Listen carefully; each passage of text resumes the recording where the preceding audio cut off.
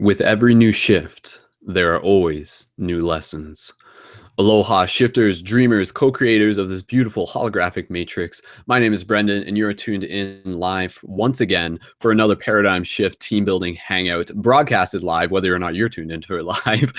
And of course, we're here to be able to practice having metaphysical conscious discussion as a community as part of the ParadigmShiftCentral.com project. So thank you guys so much for tuning in. And of course, I'm joined by some fellow shifters. So as we get started, just inviting you guys to unmute yourself and say hello to all the beautiful people tuned in on the internets who are joining us right here, right now, and in the future. So guys, let's unmute our microphones and send some love to all the people out there on the internet. Whoop, whoop, whoop.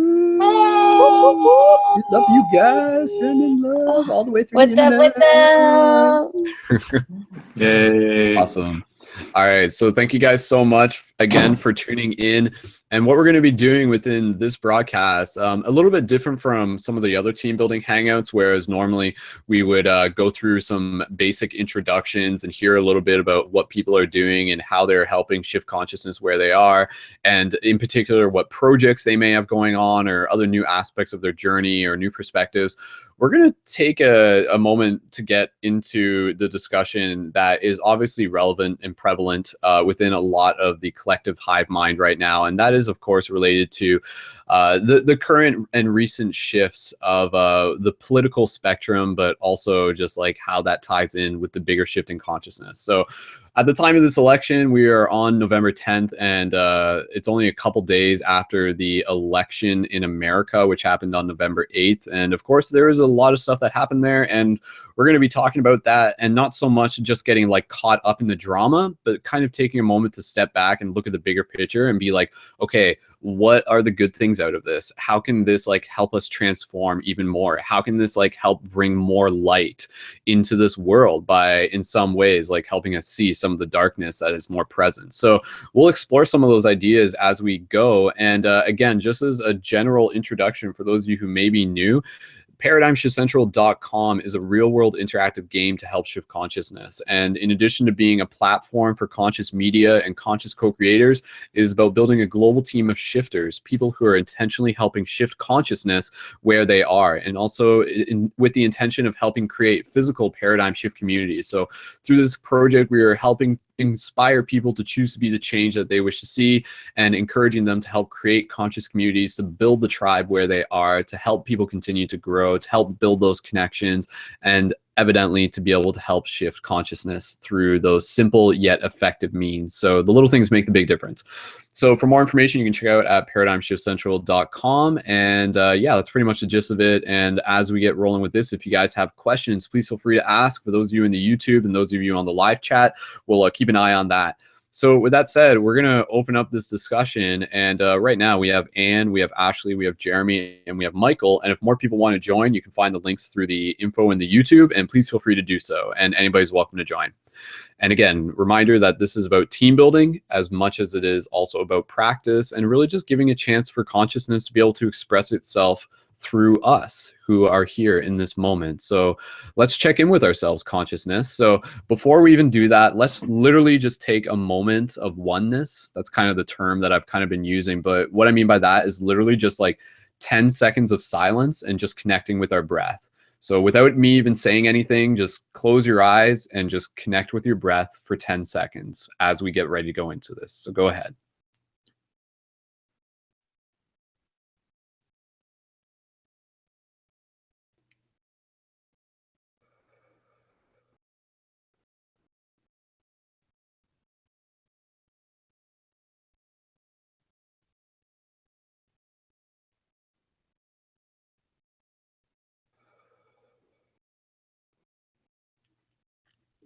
Cool.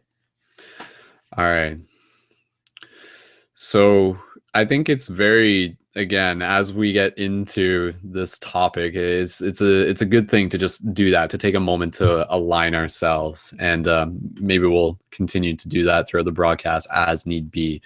But with that said, let's open up the discussion. And I'd love to be able to hear from you guys on just the general thoughts that you have of what this means for the bigger world, the recent election of Trump, and the fact that it's got people so riled up. Yet it in itself is evidently, as I kind of mentioned in a little post, it's a very interesting scenario. It's one of those things that I wrote about, and I said, like, it is within the darkest nights that we learn to shine, that we are called to shine a brighter light. And through this scenario of quote unquote, like all this like badness of it, there's also a lot of good, and there's also a lot of potential for transformation. So let's brainstorm and see what we can think about within this scenario. So with that said, I'll invite whoever really wants to go first, and we'll just kind of popcorn style go around with the talking stick. And so who would like to go first? And go ahead and feel free to jump in. Yeah, Jeremy, you'd like to go first? Yeah, all right, for sure. So Jeremy, who is currently in Florida, please feel free to go first. And good to see you again. Welcome.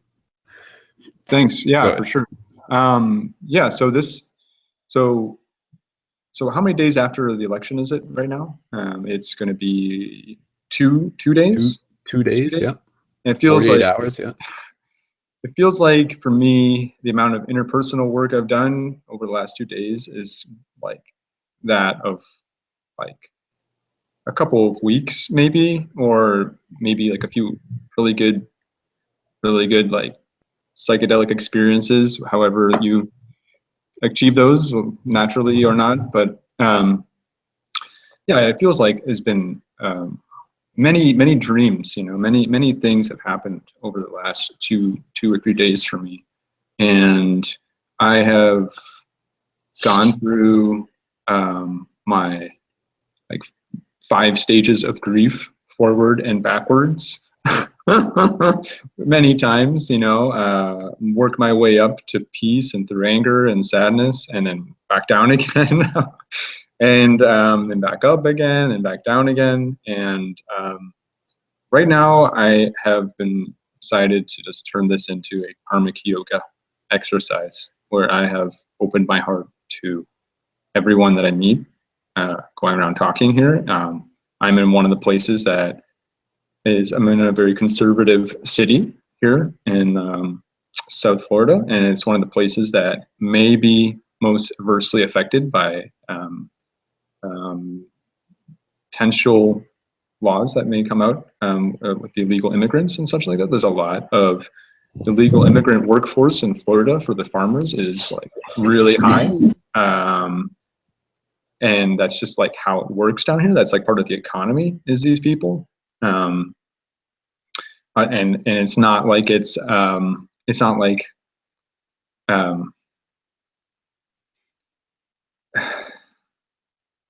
it's not like this could be any scarier, really, for the potential downside for me being right here. I before the election, I did pretty much everything I could to make sure that Trump did not get in. I was very pro Bernie, and actually I was very sad when Hillary Clinton got the nomination, because I was such a Bernie fan. It's not that I hated Hillary, but it's just that I really like Bernie. So I have something I can relate to with pretty much anyone that jumps in for me. So I have developed, as part of this karmic yoga practice of going out and talking to everyone right now, a intro line where I can maintain my loving peacefulness to whoever I contact by having something that I can relate to.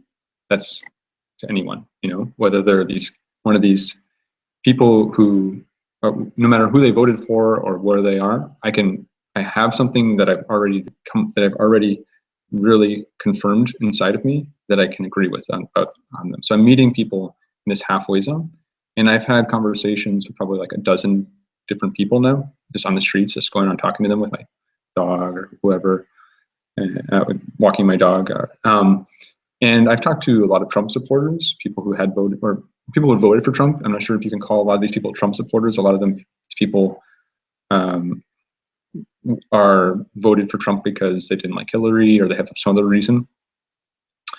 And I have learned that there's no place for prejudice, really. Like I know about that that's my politics. That's my political position. And I'm really taking that to the next level right now for me. And I have decided to remove my prejudice of prejudiced people. I'm rather than approaching them with this, you know, gleeful stare in my eye, being like, oh my God, I can't stand this person, you know, which is true. You know, I've gone through a lot of my venting and anger and had very angry moments online right when the election ended and stuff and different things. Before the election, I had moments of anger. So I've gotten to vent a lot of that, but I've decided to give up on that anger entirely, and to just move past that. And not that that anger is wrong. And that's actually the thing rather than labeling the anger as wrong and then going out there and being peaceful with everyone, then you find someone who's angry and they get angry at them. That's where I was at before, right? Is just moving past that anger entirely and just really meeting people wherever they're at, wherever their understanding is, you know. Where were they 5 seconds before I started talking to them, right? And so you have to be intuitive about it, right? You can't just be smiley and like a TV reporter go up to anyone and be like, oh, what do you think? Like that. So that's not what this is. This is a shamanic, mystical work of the heart, you know, but it's also very practical and real, and no one would, but me, probably who I've talked to, thinks about it that way.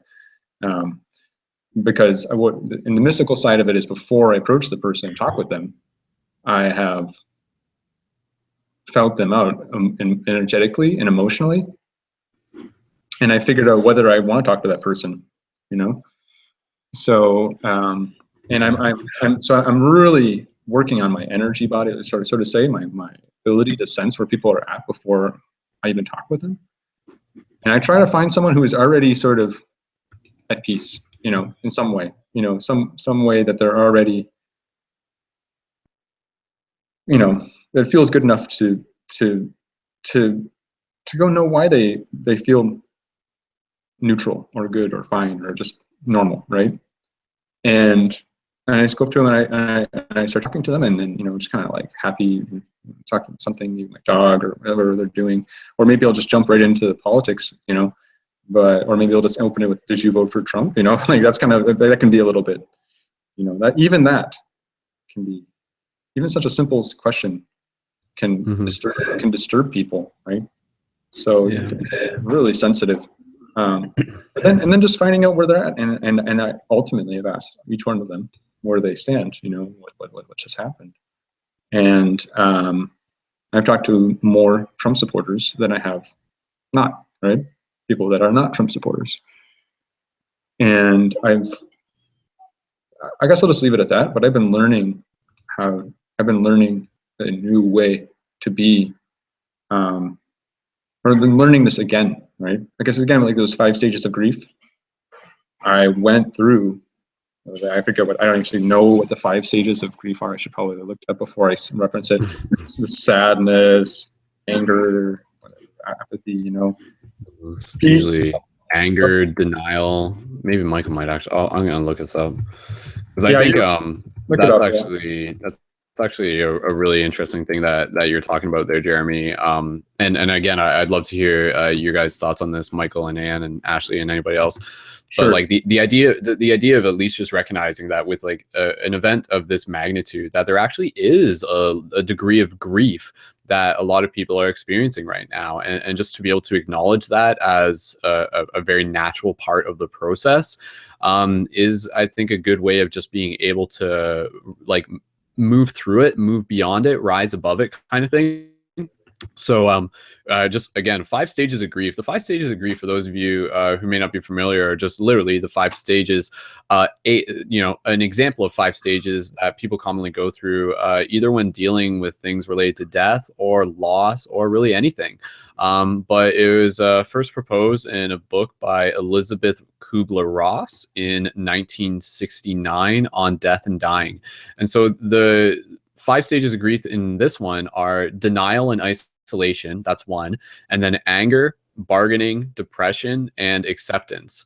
So yeah, again, I think that's like a very real thing that we are seeing, where a lot of people are, relative to the Trump thing, you know, just again, because it's so for a lot of people, it means something. It means something so much. And I guess that's what we'll talk about. What does it mean, right? But yeah, it's, a lot of people were seeing that. The denial, the anger.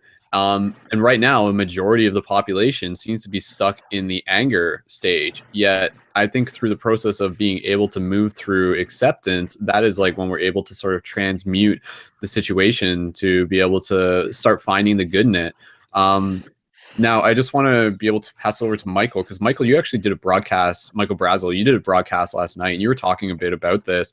And I just want to give you a chance to reiterate. And then from there, anybody else, just feel free to jump in. But Michael, if you don't mind, I'd just be curious to hear what are some like general thoughts that you have on what like this election means and what it kind of means for the bigger picture and how we can learn from it, or anything related like that. So go ahead, Michael. Well, yeah. Well, the 5 stages of grief, it's also not a linear process. We're going to go back and forth, and we're going to cycle through, and we may get stuck in a few of these for a while. But this grief that we're feeling was there before Trump took office. The signal that this presidency is sending to people is that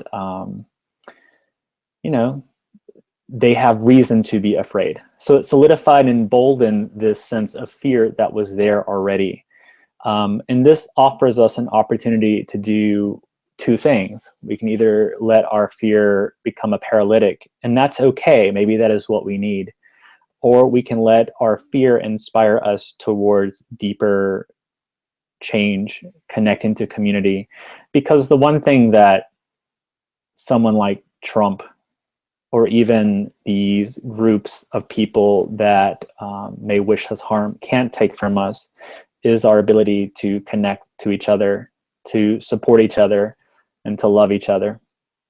And I think that's where the bigger work has to happen.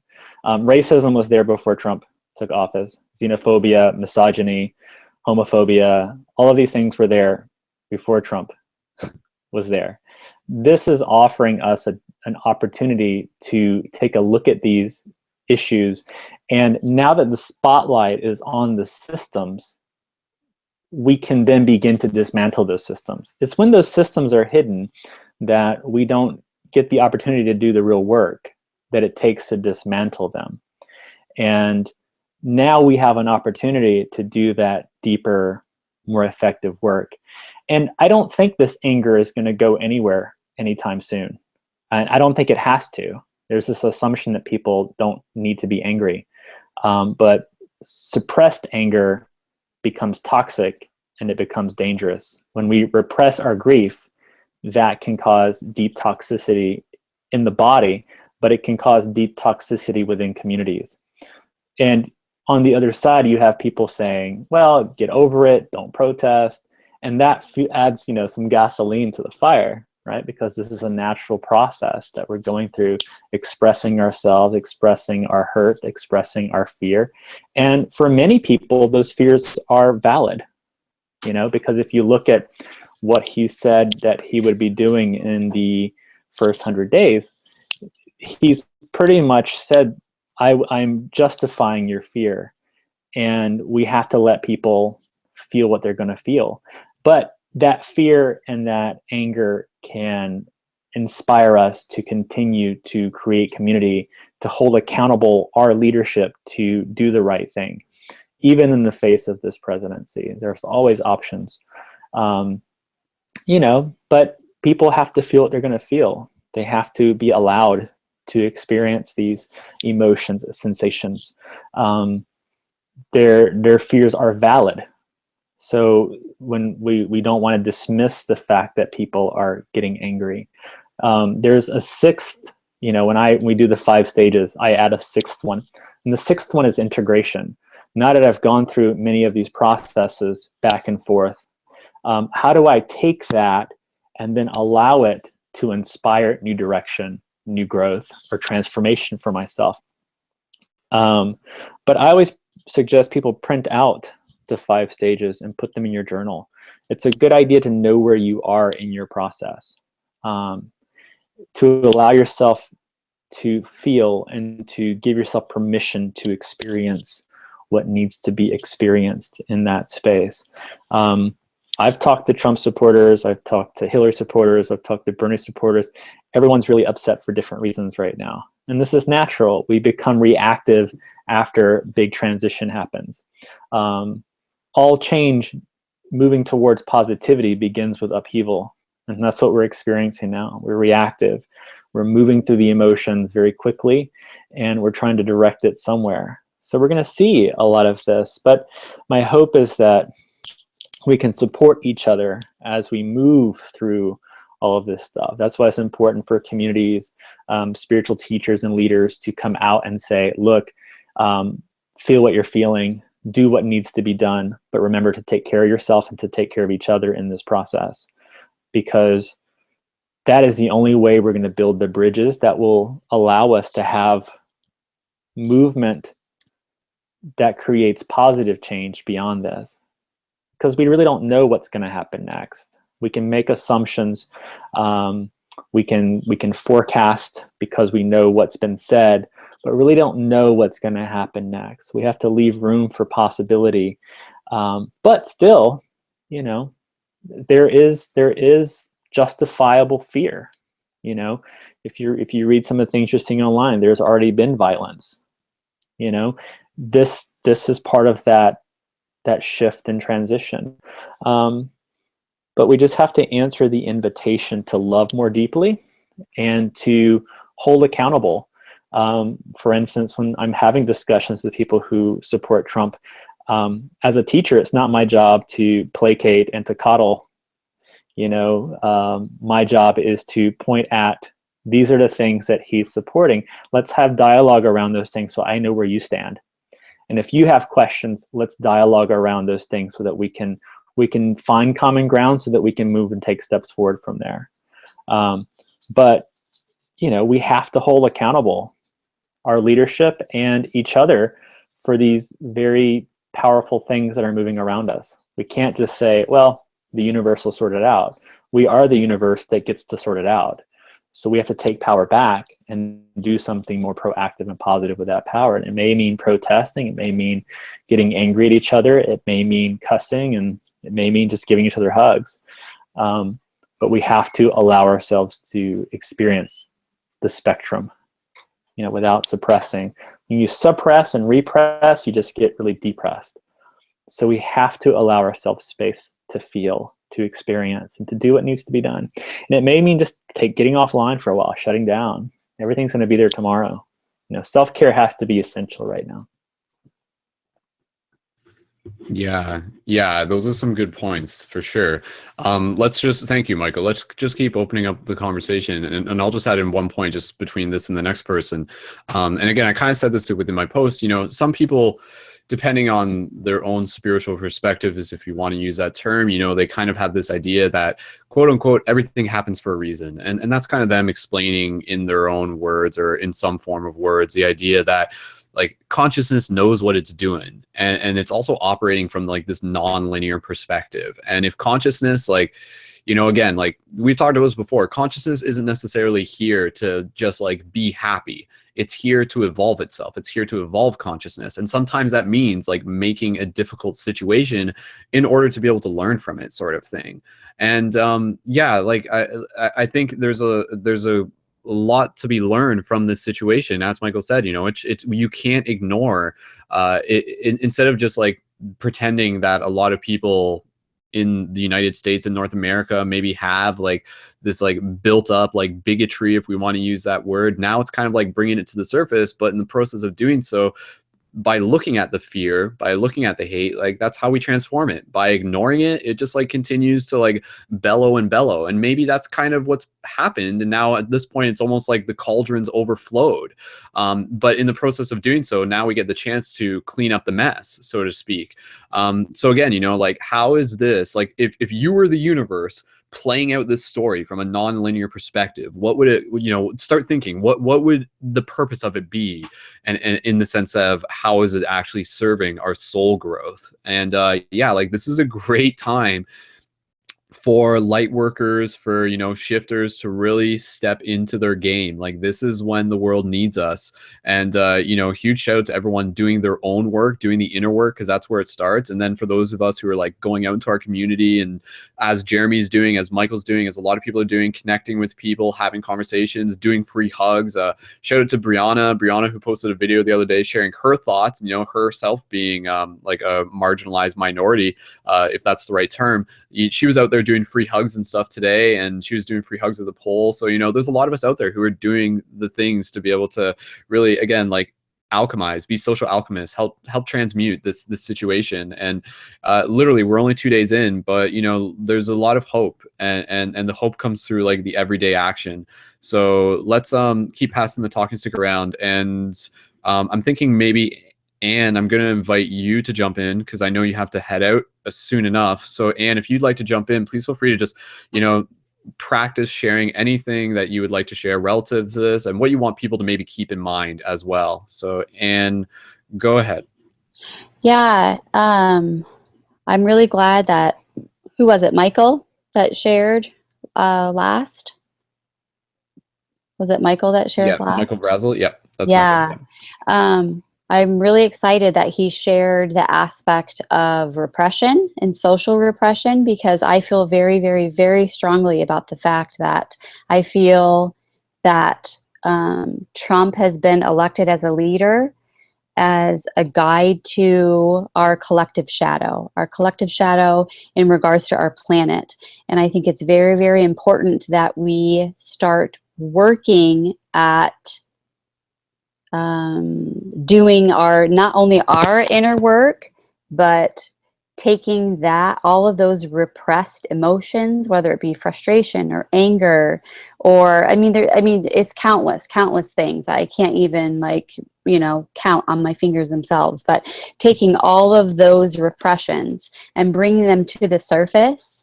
And it's almost as if I look at it, I was talking to Jeremy earlier, as an aspect of humanity's cleansing. It's I feel like Trump is a wonderful example of what needs to be cleansed in a humanitarian sense, whether it be misogyny or racism or things of that nature. I think those are things that need to be risen to the surface and looked at and cleansed and transformed. And that's really all I have to say. And I find that to be very, very, very, very strong and important right now in this world and in this planet. Super, super, super important. For sure. For sure. Thank you, Anne, for sharing. You're welcome. One thing that just came to mind, and I mean, this isn't a new idea, but, you know, I just want to be able to put it out there and get your guys' thoughts on it. The idea of, like, in order to sort of rise above this scenario, is it the right, like, I'm just thinking, you know, like, what's the better thing? Should we be hating Trump, or should we be loving him? And what I mean loving him is, like, holding a space for compassion for his own transformation. Because, I mean, who knows, guys? Like, who knows? Like, I mean, Trump is an intelligent person. Like, we can say that, like, without having to get into specifics about whether or not we believe with his world views and stuff. I mean, maybe intelligent isn't the right word, because, you know, whatever. But I'm just kind of curious, you know, like, is there the possibility that, like, we may see some sort of transformation within Trump? And by us holding compassion and in some ways forgiveness, I feel that that is, like, what allows people to go through that transformation. And this kind of goes into, like, stuff I'm thinking about beyond just Trump, you know, like, say, for example, if there's, like, a criminal who commits a crime, and then for the rest of his life, people hate him and hate him and hate him and hate him. And yet it's not till one person comes up to him and says, like, hey, you know what? Like, I forgive you. I love you. And even just that one person may be enough for him to be like, oh my God, like, what? Like, nobody said that to me before. But that may be the, like, give them that switch or that courage that allows them to go through their own transformation of, like, being able to forgive themselves and maybe being able to, like, rise above their demons. It's kind of like this, and I'll just say this because I want to be able to talk about, like, Doctor Strange at some point within this broadcast to a degree without giving away spoilers. One of the quotes within Doctor Strange that's relative to this is the idea that The ancient one says this, and she says, "We never lose our demons. We only learn to live above them." And I think that's kind of like an interesting thing, right? Like everybody's got demons, Trump's got demons and stuff like that. But again, what do you guys think about the idea of, like, from a deeper place in our heart, how do you guys feel about the idea of, for like, holding compassion for Trump and Trump supporters, and for the fact that we're all human and we're all trying to, like, do what we can and stuff like that? What do you guys think about that? Can you guys do that? Can you guys find compassion in your heart for Trump, and how important do you feel that is within the bigger story that we're living right now? And so if anybody wants to jump in on that, please feel free. And I will. Michael, go ahead, Michael. Yep. I think there's assumption we have to rise above. We don't have to. We can hate him if that's what we need to heal. If we need to be angry, I am by no means a pacifist. I feel that I can use my words to hold accountable. Justice is also a way of holding people accountable for the things they say. I think there is always room for people. Like, I'm sure Hitler, loved someone at some point, but my compassion doesn't embrace the fact that he murdered so many people, right? I can hold compassion for him and not his actions. I can love him and not his actions. I don't necessarily have to express that love. My love for him may be holding him accountable for the things he said and the fear he's causing and the disruption he is bringing to so many lives. That may be the way I choose to love him. Maybe my love for him comes out in a protest because, everyone has the capacity to change, but we have to be honest with what we're witnessing. We have to look at the entire narrative. We can't just slice Trump out of the entire narrative that's playing out. Because on the same token, I have to also hold compassion for the people that he's against. So we're walking this line. We're trying to hold compassion for the people who are now inciting violence on LGBT or marginalized communities. It takes time to get to a place where we can love the people who don't love us back.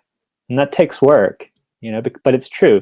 There are people who will dislike you solely because you choose to love somebody, or because you choose to identify with the gender that is calling from your soul out. And there are people who kill because of that. And we can hold compassion for them, but we have to be careful that we don't spiritualize it in a way that justifies the action. Like, for instance, the example of the criminal. I can offer love to that person. I can love that person, but I have to be careful that my love for them does a disservice to the victim of their crime.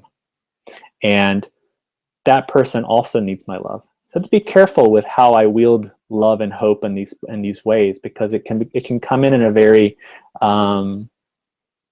it can be toxic. Like, some love is not this beautiful flowy thing. Love can be toxic. If you've ever been enamored by something or glamored by something, you can completely fall in love for the wrong thing. Like, an addict falls in love with heroin, right? We can love in very dangerous ways. We can love in ways that strangle or limit us. So if your love isn't something that's freeing you, that's where you have to start. But the idea that I have to love this person into freedom is a false assumption. That's false. They have to love themselves enough to make the change. And maybe as a healer or as a spiritual person or someone who's a little further down the path, I can create space for that love, but it's not my responsibility to initiate that change for them. It's their responsibility to do that work. So Trump has to take responsibility. I can't be the one that initiates that change for him. Yeah, Michael, great points. And yeah, thank you for reiterating that. And I think that's a good thing for all of us to keep in mind beyond just this moment of the elections and that example of holding compassion for Trump or whatever. Because you're right. Like, I think a good quote unquote spiritual friend is someone who holds his friends accountable, and not even just friends, you know, holds his enemies accountable, holds anyone accountable within like what they govern to be sort of like ways that are just like, you know, like fair and ethical and you know, just like a common morality, so to speak. But yeah, you're right. Like, I think in a lot of ways, this is what we're actually starting to see. We're starting to see like ways of like how we can use anger and accountability and hate still as ways to be able to express love. Because I mean, when like, you're right, like we don't have to agree with someone. It just like it's kind of a misconception to sort of be this quote unquote light worker and to think that if someone does something wrong, that the right thing for you to do is just to automatically forgive them and to be, in some cases, overly passive. Because if we're overly passive, then you're right, that's not fair to us. That's not fair to others who may be affected by a similar circumstance. So we have to really be, you know, the ones who are able to stand up and to say like, hey, this isn't right. This isn't cool. We're going to change some things about it. And yeah, I think it's just an interesting idea. The idea of like, is it okay for a quote unquote light worker to express hate and to express anger at people? And I think that's what we're starting to, that's where I'm just interested in like where and when is that appropriate, and to be able to use anger and hate in a conscious way, because essentially it's another spectrum. Like, can you hate without it being fear, so to speak, if that makes sense. Michael, go ahead if you want to jump in. I think fear and love and hate they live in the exact same space, because if you're feeling that visceral hate towards something, it's a reaction to something deeper that you're loving. For instance, if and we can use this as an example, like on the Christian side, right? They love the sanctity of their marriage enough that they hate gays, right? So this love has transmuted into something much different than where it started. So there's these very mutable emotions that we experience. I think hate can be a doorway, like pain can be a doorway if you allow it to be a doorway, or it can be a wall if you allow it to be a wall. We just have to be cautious with hope and love, because sometimes we can hope for the very wrong things. For instance, I can hope that Trump will change, but if my hope for him changing keeps me from taking action to hold him accountable, then I'm hoping for the absolute wrong thing. I can hope that somewhere in there he'll have compassion, but along the way, my love can't be passive. My love for my community, my love for those who are feeling affected by this has to come first, because they are the ones who are calling for love now. And that's where my love needs to be at this time, in this moment. I can express that love in that way, because that will also, you know, in some ways create space for that greater change. But if I'm, you know, saying let's love Trump and let's love his supporters, right now at this time, that's not what's needed. What's needed now is to hold and care and give compassion to those that are the most affected. There will be plenty of time to do that other work. And there's an assumption that we have to do it all right now. But especially for those of us who are space holders, healers, community leaders, we have to be responsive to our communities first. We have to give that love where it's most needed. We want to tend our garden in a way that lets it grow, in a way that then we can take the fruits of that garden and then feed the rest of the folks who are needing the food. But we have to remember that if you're talking to someone and you're spiritualizing this and you're saying, you know, we should love everyone, and this person is in fear for their safety, for their place in the world, you're not speaking a language they're going to understand, and you're actually marginalizing them more. You know, love means I'm just going to show up to where it's most needed right now, you know, And yeah, we need to love those other people on some deeper level, but proactive love says, I need to give this love where it's most needed first. And that's where we can start affecting a greater change. You know, because these people who are feeling that fear are feeling the absence of love. They're not feeling they're being seen or heard.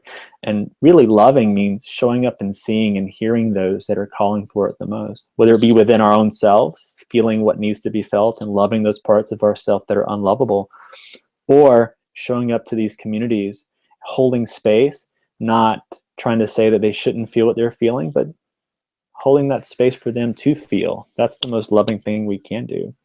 But don't go in these communities and tell them that they need to love Trump or love Trump supporters or et cetera, right? That's not gonna do any good right now. There may be time for that, but we have to be proactive in how we're watering our garden. Awesome. Thanks, Michael. I want to be able to pass it to Jeremy in a second, but I just want to check in. Anne, I know you're going to be heading out soon. Before you do, if you want to jump in and say anything, please feel free. Yeah, go ahead, Anne, then. Yeah, so Michael, thank you for all those amazing words and metaphors, if you will. I guess I just want to say that it's different for everybody in regards to where and how you do your work. And I find that so incredibly important. And where I see brotherly love or brotherly wisdom or feminine love, it just all meets in the middle. And that is what is so incredibly important right now, is where we meet each other in the middle. You know, we're at a pivotal point in a shift in consciousness right now where we have to, or we need to meet each other in the middle. And to find that middle ground is where our heart center is at.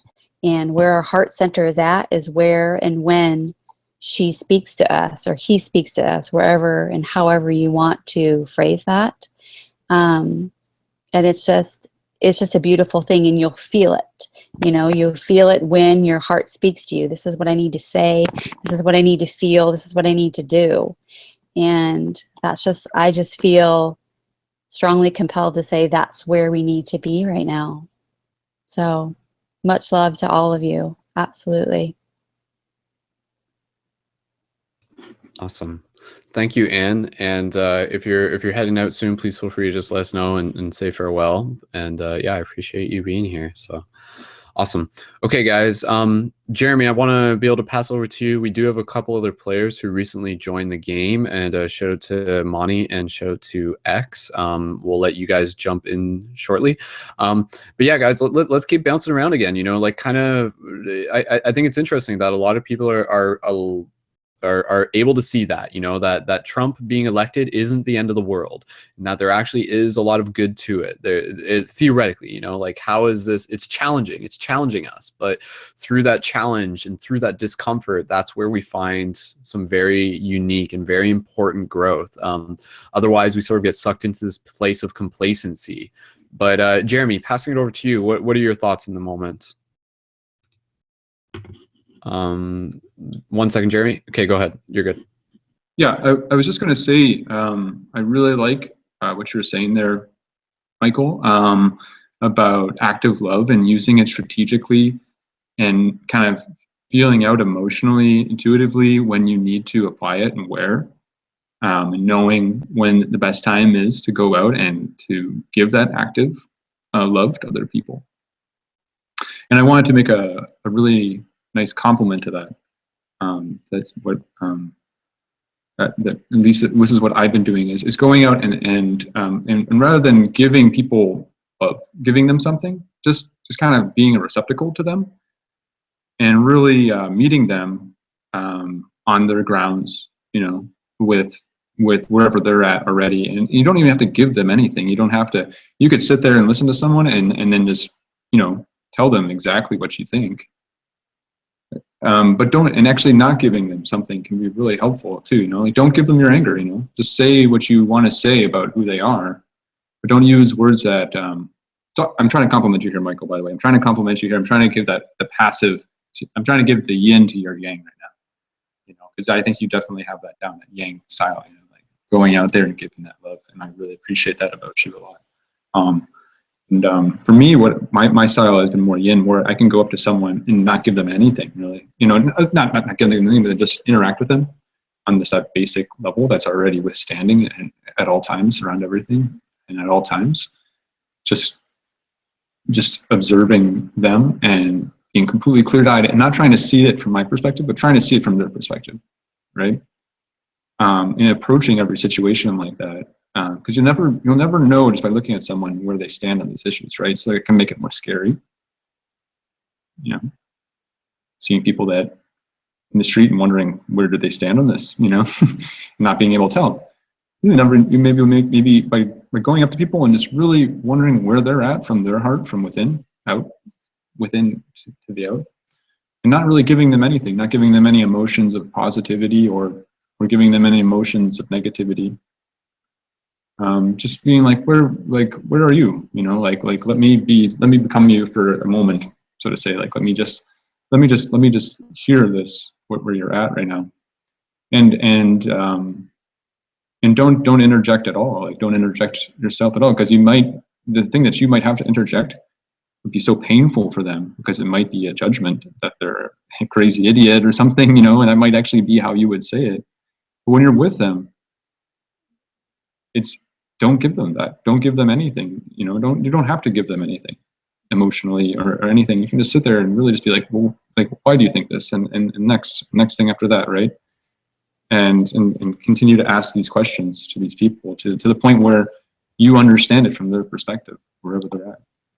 And then they'll give you the emotional signal intuitively that they're ready to hear what you have to say, because you've got that trust with them, right?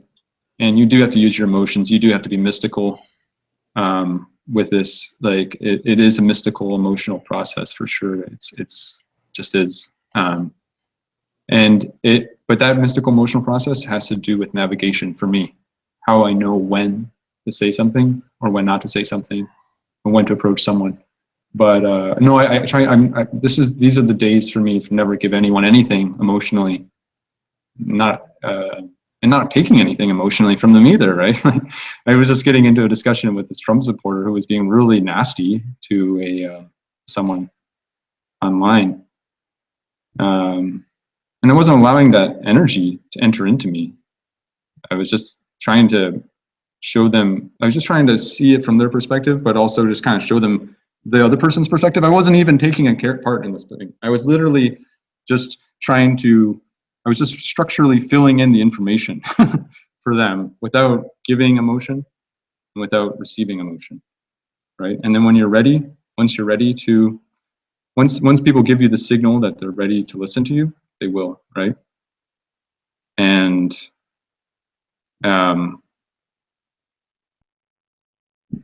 yeah, so because some people are not ready to listen to anyone.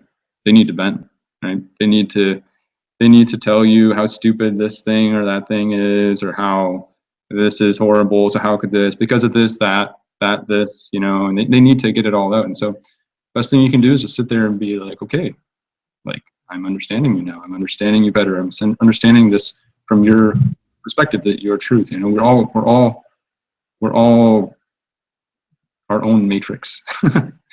You know, we're all our own matrix, and that's just the truth. That's just the truth. And seeing how awesome that power is, that we're all our own matrix. You know, we're all our own architect and our own neo, so to say. I guess you could say we're all our own entire matrix program, right? Inside, internally, right? And just taking on the beauty of that in each person, how different it is enough that you will be able to enjoy looking at it, even if it looks something like that you really want to interject or whatnot, right? So allowing yourself to being ultra passive and not giving them anything, not giving them love or hate or judgment, but just really trying to understand it from their perspective. And I think one of the things that I've had to do, though, is I've had to, I know this sounds really weird, because in public, I'm going out talking to all these different people, that anyone, and meeting them exactly where they are. and really kind of getting a feel for where they are in their understanding. But to do that, I've actually had to completely cull my my Facebook feed so that I don't see anything that really upsets me, so that I can maintain my zen, so that when I go meet people, I'm actually ready to meet them wherever they are, right? And deal with their angers, their fears, right? And not absorb them, because I don't want to be carrying around a backpack full of negative, nasty shit that really offends me internally, right? That's not going to go good. So letting go of all that, online, I use that as a positive mirror to kind of get to the state where I know my truth. And then when I go out and I meet people, I'm happy to really meet them exactly as who they are, and learn them for their truth, right? And being confident in my own truth enables me to just appreciate other people wherever they are in their process. So. Mm-hmm.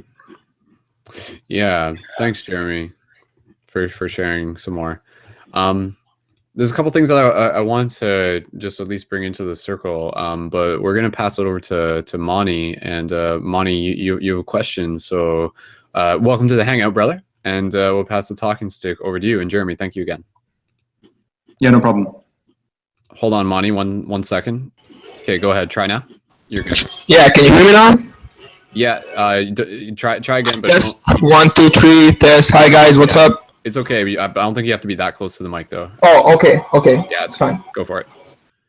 Okay, I'm gonna start with complete opposite perspective. So, I am really upset with actions of so-called conscious community with this protest. Like, sorry, dude. Just before you keep going, can you just turn the music off in the background? Yeah. I'm sorry. It's in the background. No worries. Yeah. Go ahead though. So yeah, I am upset about people who are saying that they represent something they call love, while they create violence. For me, that is wrong. Like, for me, that's absolutely unacceptable. No matter what words we use, like we say we're like rioting against what? Something that never happened, like against a guy we don't know, against something like that is still something we don't know. Like, why does a Hillary make us feel safe? Like your friend make the video, like why? Is it like we are waking up from this numbness of our feelings, or just we now finally have a cause to like write against something? Like, what is it a really the right person to write against? That is my question. And I feel like a lot of bullying from people that they're like against the Trump. Like, so people that are against the Trump, I can see, like, if I go to Starbucks or something, people are ashamed to say they voted for Trump. Either they're like a really common, nice people that are like middle class working people that just go to stores or whatever, do like ordinary jobs, and that is what I experience, like from my perspective. So and one more question. I think you guys said that you don't want to see the other side. Like, what do they have to say? Like, how can we know the truth if we're not objective, if you don't look at both sides? I'm not saying anybody's right here, but I'm just saying that we need to be more objective to make conclusions, like, and not be like manipulated in some sort of really wicked way that we see right now, like writing against what? So if anybody want to talk about that, please, I want to start. Because I'm really confused. I'm confused and I'm pissed. Seriously, you know, what the hell is going on? Like, you say it's love and peace, and then you go, and I just saw a video, like 5 guys, I don't know, it doesn't matter the skin color, they're beating on a guy, like a senior guy, because he voted for the Trump. That's crazy for me. That's I mean, scary. I haven't even voted. I cannot vote. I'm an immigrant. I'm a foreigner. So if somebody's gonna be upset about the Trump, it's gonna be me, right? Because I'm not American. And I see a lot of hypocrisy from both sides, but I just I can't choose either side. I can't choose the side of a Trump supporter. I can choose side of a riot supporter. So I'm still in the middle and just observing the whole situation. You know, that's it. Yeah.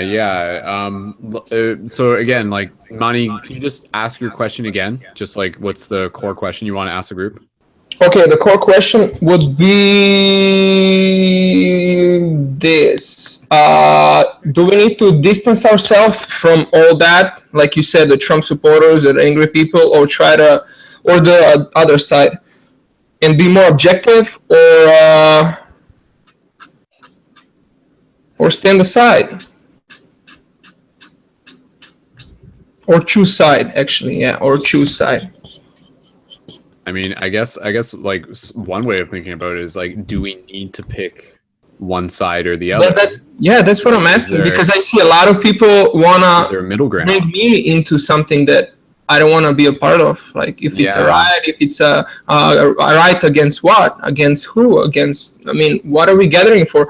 Is it the Trump only like awakened us from this numbness? Like, we were numb so much long that we finally find the boogeyman and we're now awake, and we're using all this energy, like your friend said, energy of chaos, like, oh, we are alive, let's do something now.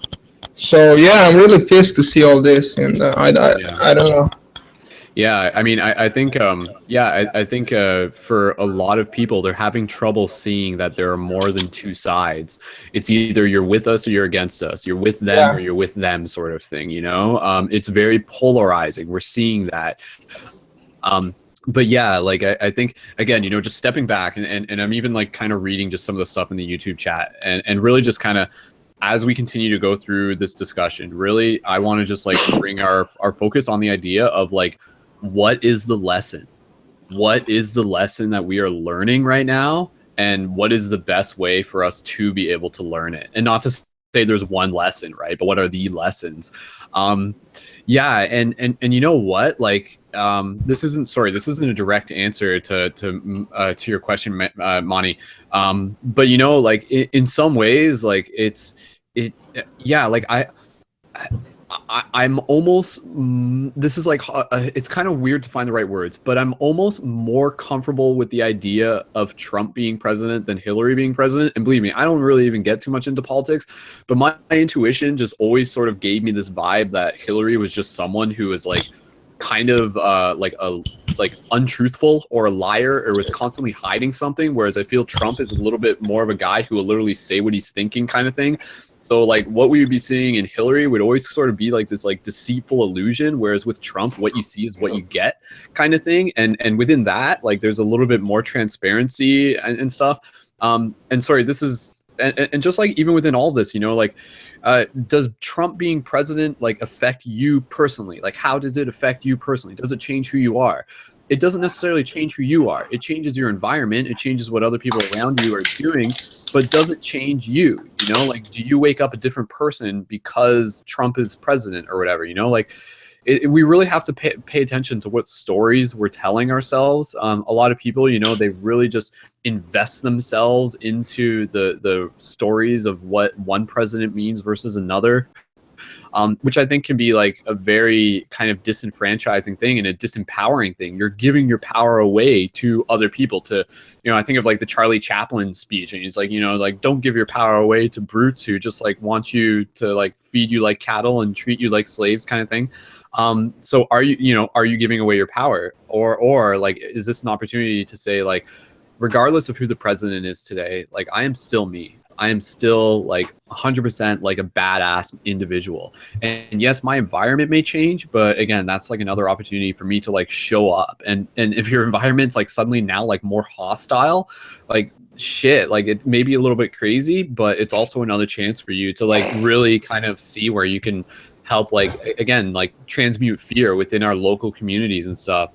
It's a very, very, very, very exciting time for light workers, if people want to use that term. And again, you know, those are people who are just generally trying to help shift consciousness.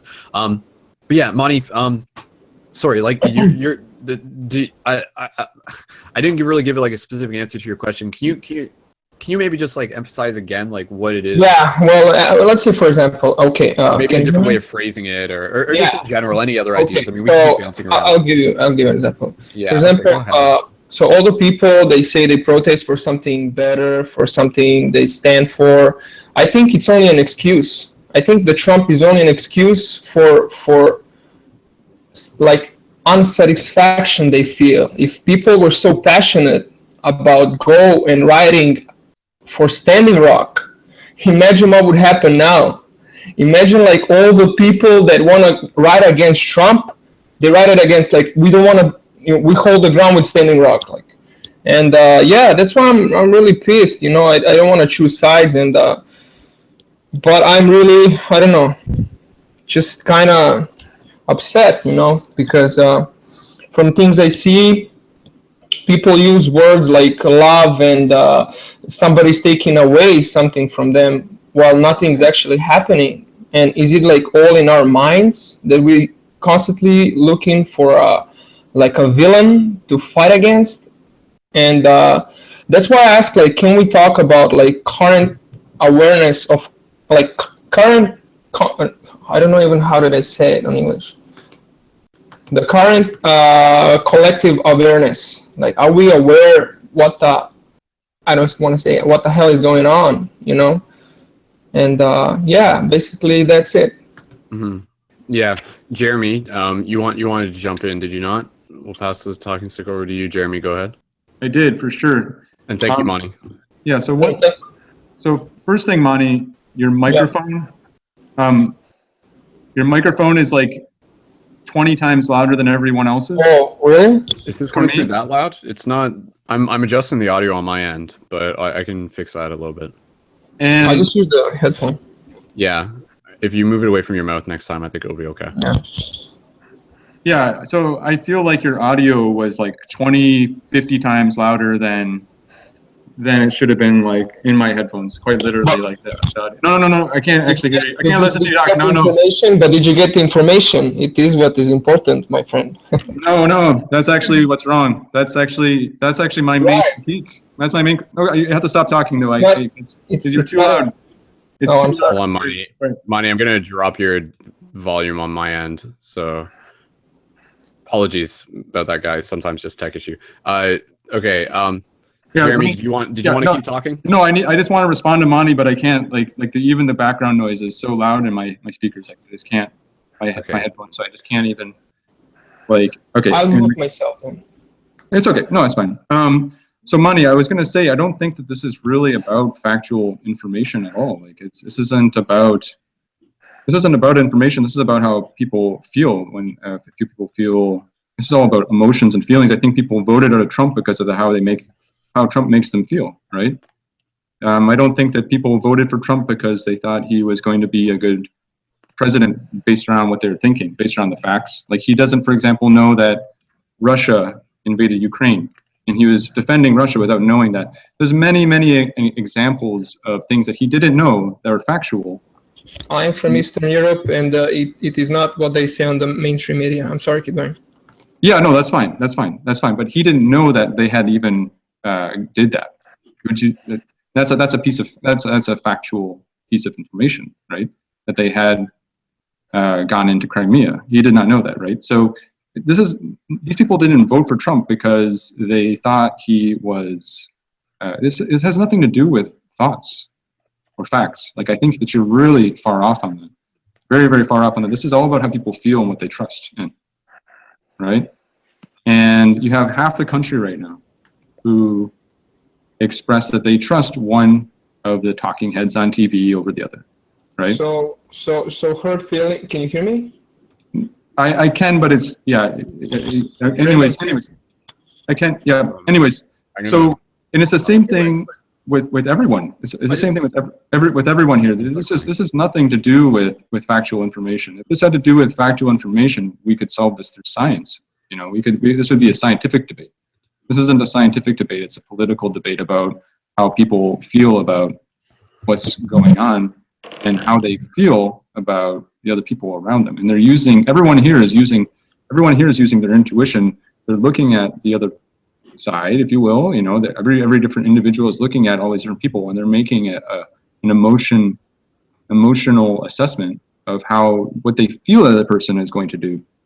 Is it enough a feeling, or we need to sharpen all of our senses, use the reason and feeling and emotion? Oh no, yeah, for sure, yeah, 100% for sure. And actually, the best way to get the information is to approach from the feelings. You were saying earlier that we should that we should be objective and stuff like that, and that's exactly where I'm at with this too. It's just about, when I was talking earlier, I was talking about going up to people and finding out exactly where they are in their process, asking them what they feel and what they think about all these things, where they get from, and not interjecting at all, allowing them to really allowing them to really express for themselves how they're feeling. And if we come from a factual sort of perspective on our own side, where there's things that are right and wrong, you're going to never listen or hear anyone that you don't already agree with. You'll never hear any of their sentiments or statements. You have to use your emotions to move into that space with that person, get them to trust you. Just by approaching them with a smile usually works, or a handshake. And then ask them where they're at with these things. Ask them to allow themselves to express where they're at with these things. And this is actually what I see, because I have experience with these peaceful protests. I think the vast majority of these protests have been peaceful. I think there was one bus that burned, but there was no one that, well, they've been peaceful. They have been. I mean, if you ask to be objective, right? If you claim to actually think that that's reasonable, then you should know that the fact is that they are peaceful. So far. But no, why do you do this? Is it because of feelings? It's because you don't feel they're going to be peaceful, right? The technical fact is that they haven't. They burned a bus with no one in it in LA, but there's like 1 million people right now all over the US that are doing this.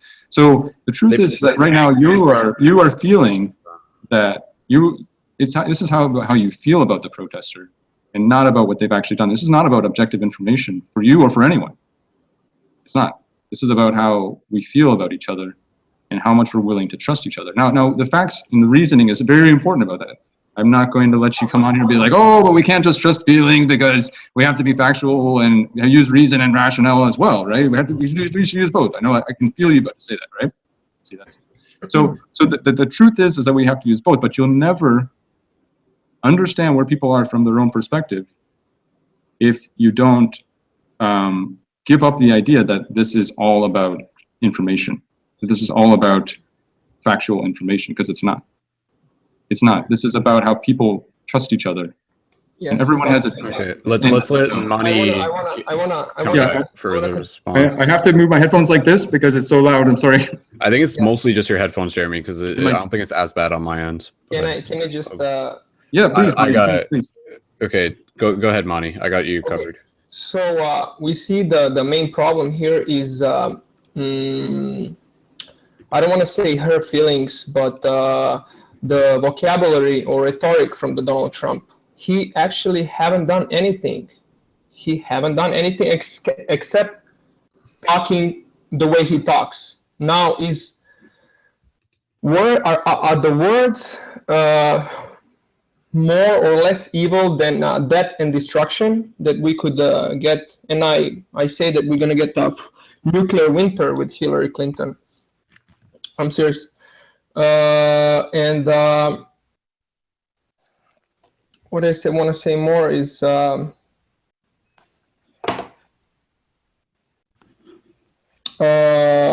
if you say feelings, like we need to know how we feel, we want to sweet talk. Like I feel like people want to sweet talk, they want to hear nice things, they want to do all this nice.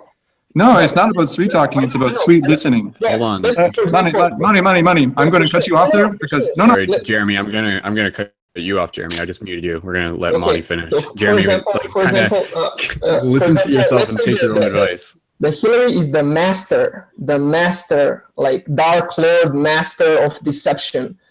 And her sweet talk, and everybody's here, we happy, diversity. And actually with her deeds, She's nothing that she represents. So it's so contradictory, you know? It's so contradictory. Like Hillary, we want to hear good stuff, nice stuff, and we're pleased with the words. We're so, oh, everything's nice. Woohoo! She's a good girl. I can sense but we don't follow their work. That's where we lack. We don't follow other people's work, and we stand how we feel in the moment, like how we feel the present. Okay, Hillary Clinton looks like, oh, she's a good lady. Look at her smiling. Look at Donald Trump, he's angry. He looks angry. He must be evil. She's a good, but it's like so contradictory. Like for me, that's what I see. Those are the things that I see, like the both sides. You can answer me on that one. Sorry guys, let me just jump in here for a second. Jeremy, I'm gonna unmute you and we're gonna pass over to you, and then we're gonna pass over to Michael just in the next minute. Michael has to head out soon. So Jeremy, go ahead though, and thanks, Money. And Jeremy, go ahead. Go ahead. Yeah, I'm talking. Yeah, we got you. All right, so I really like what you said there because I understand you more now, right? So this isn't do you understand what I'm saying by that? This isn't about sweet talking to people. It's about sweet listening to people, right? If you want to understand where the New Age protest community is at, these people are going out there wanting to be heard, right? But forget about that, right? Because the real movement is from within all of us that we all have to address, right? And using these emotions, you know, to understand what other people are thinking, to allow ourselves to just move through and understand. It's not about sweet talk. And I like that you made that criticism. It's not about sweet talk. It's about sweet listening. It's about giving people the kindness and the compassion to understand things from their perspective without interjecting or giving any. And then once they give you a signal, they'll give you a signal, like how you just did right now, that they're ready to hear you. They're ready. Once they feel that they can trust you, they're ready to listen back. Right? But if you bring that space of listening in, if you bring that listening energy to that place, you've already, you've set a precedent for real communication. And so I like what you said, using your feelings. It shouldn't be about glossing over flaws, because I agree with you. Hillary Clinton is a very flawed person. I'm very anti-war, and I was very upset with her with Libya. I agree with you that there's some things that she has done that are not the best, right? But if we're talking about like the real issue here, rather than this fake 4-year issue, we're talking about the issue that's going to last forever. Then we're talking about an issue of being able to understand things from other people's perspective and just being able to purely listen and give them that, not sweet talk, but I like what you said there. I like that you said it's not that we're going to be sweet talking to other people and glossing over. Is that we're going to be sweet listening and really trying to understand things from their perspective, because everyone has thought about these things enough, I would hope, or they will tell you that they haven't thought about them very much, which is the other information you can get. And you can get really good information and really understand someone that maybe before you would just be so upset with. So I invite you, I think you should go out to one of these peaceful protests, and you're going to hear things that you're going to really be able to relate to, because you can actually listen to anything and be able to relate to it if you listen carefully enough. And if you do this thing that I'm talking about, the sweet listening, you will actually be able to, with a little effort, be able to understand anyone's perspective on anything, as long as it is a sincere perspective that they have, as long as it's something that they actually believe. And by them talking about it, maybe they'll realize that they don't actually believe it too. So that's one of the real benefits of that as well. So thank you for chiming in from Eastern Europe, my friend. Money is in America. Yeah. I thought you were one of these Russian trolls that are getting paid or something. I don't know. I'm sorry. Jeez, no. Actually, I'm in Miami, Florida. I've been living here for 4 years already. So I've been living here. But my origins are from Serbia, Belgrade, the capital of Serbia, and it's funny that we'll have to see each other. You should come to a peaceful protest with me, because I live in Fort Myers, Florida. So you know what I feel, my friend? I feel that I'm going to go for a smoke. I'm going to go for a cigarette, but I live in Fort Myers, Florida, which is 2 hours away from you. So maybe I'll see you at one of these peaceful protests, and then we can we can all learn more together. So Jeremy, did you want to wait one more second? I think Monty had something to say to you. Just if Monty just wanted to go ahead. Oh yeah, I just want to say, like, it's Jeremy, what he said, it's a beautiful cause, and I totally support what he's up to, and I totally support the people that want to do the same. But I'm afraid that that there's a lot of people who prey upon those people who want to start like a movement or something, and then they're like bring their own agenda, and it's going to happen for sure. You know, there's a lot of people who just wanna who don't care what's happening, who don't care about anybody's feelings, just want to, you know, be destructive, and it's really, I don't know, it's really I don't want to say dangerous, but it is at the same time, you know, that we can like hijack the cause, like people hijack your cause and then take it away from you and do something else, and that could easily happen here, you know, really really easily. Yeah, and Monty and Jeremy, thanks. And again, you know, like just as a bit overview, and I want to be able to pass over to Michael in a second. I mean, again, you know, like what we've been seeing in the days after the election, and probably more so, I don't know how long it will continue or what forms it will take, but yeah, like we're seeing people taking to the streets and protesting, et cetera, et cetera. Has it been violent? Maybe to a degree. More so, if anything, it's just been like very fueled with frustration and anger, and yeah, and we're seeing a lot of that. But even going back to what we were talking about earlier, I think that's important. I think people need that outlet. They need to be able to express themselves. But yeah, let's again, let's keep stepping back. What are the bigger lessons? What is the lesson that consciousness is learning as a result of this, the elections in the United States, but not just the fact that it's happened, like what is happening in the United States? Again, you know, this is a microcosm of the macrocosm. So like, what lessons are we looking at within this bigger dream? Michael, I want to be able to pass over to you since you're going to be heading out soon. I imagine so. So maybe some final thoughts or things people should be keeping in mind, or any reactions or responses you have. Go ahead, Michael. Yeah, absolutely. So a lot of these protests are, of course, fueled by reactive emotion. There is deep fear. Trump may not have done it, he's not in office yet, but his words embolden people who also are co-opting him to push forward and initiate racist agenda. It's not people who are just coming in and co-opting these peaceful protests that could lead them in directions. It's people who are co-opting Trump's own words and using those words to direct harm at people. Trump has already put forth his 100-day plan, and part of that plan is to take these people who are illegal immigrants here in our country and to ship them out, to disrupt families, to cause harm.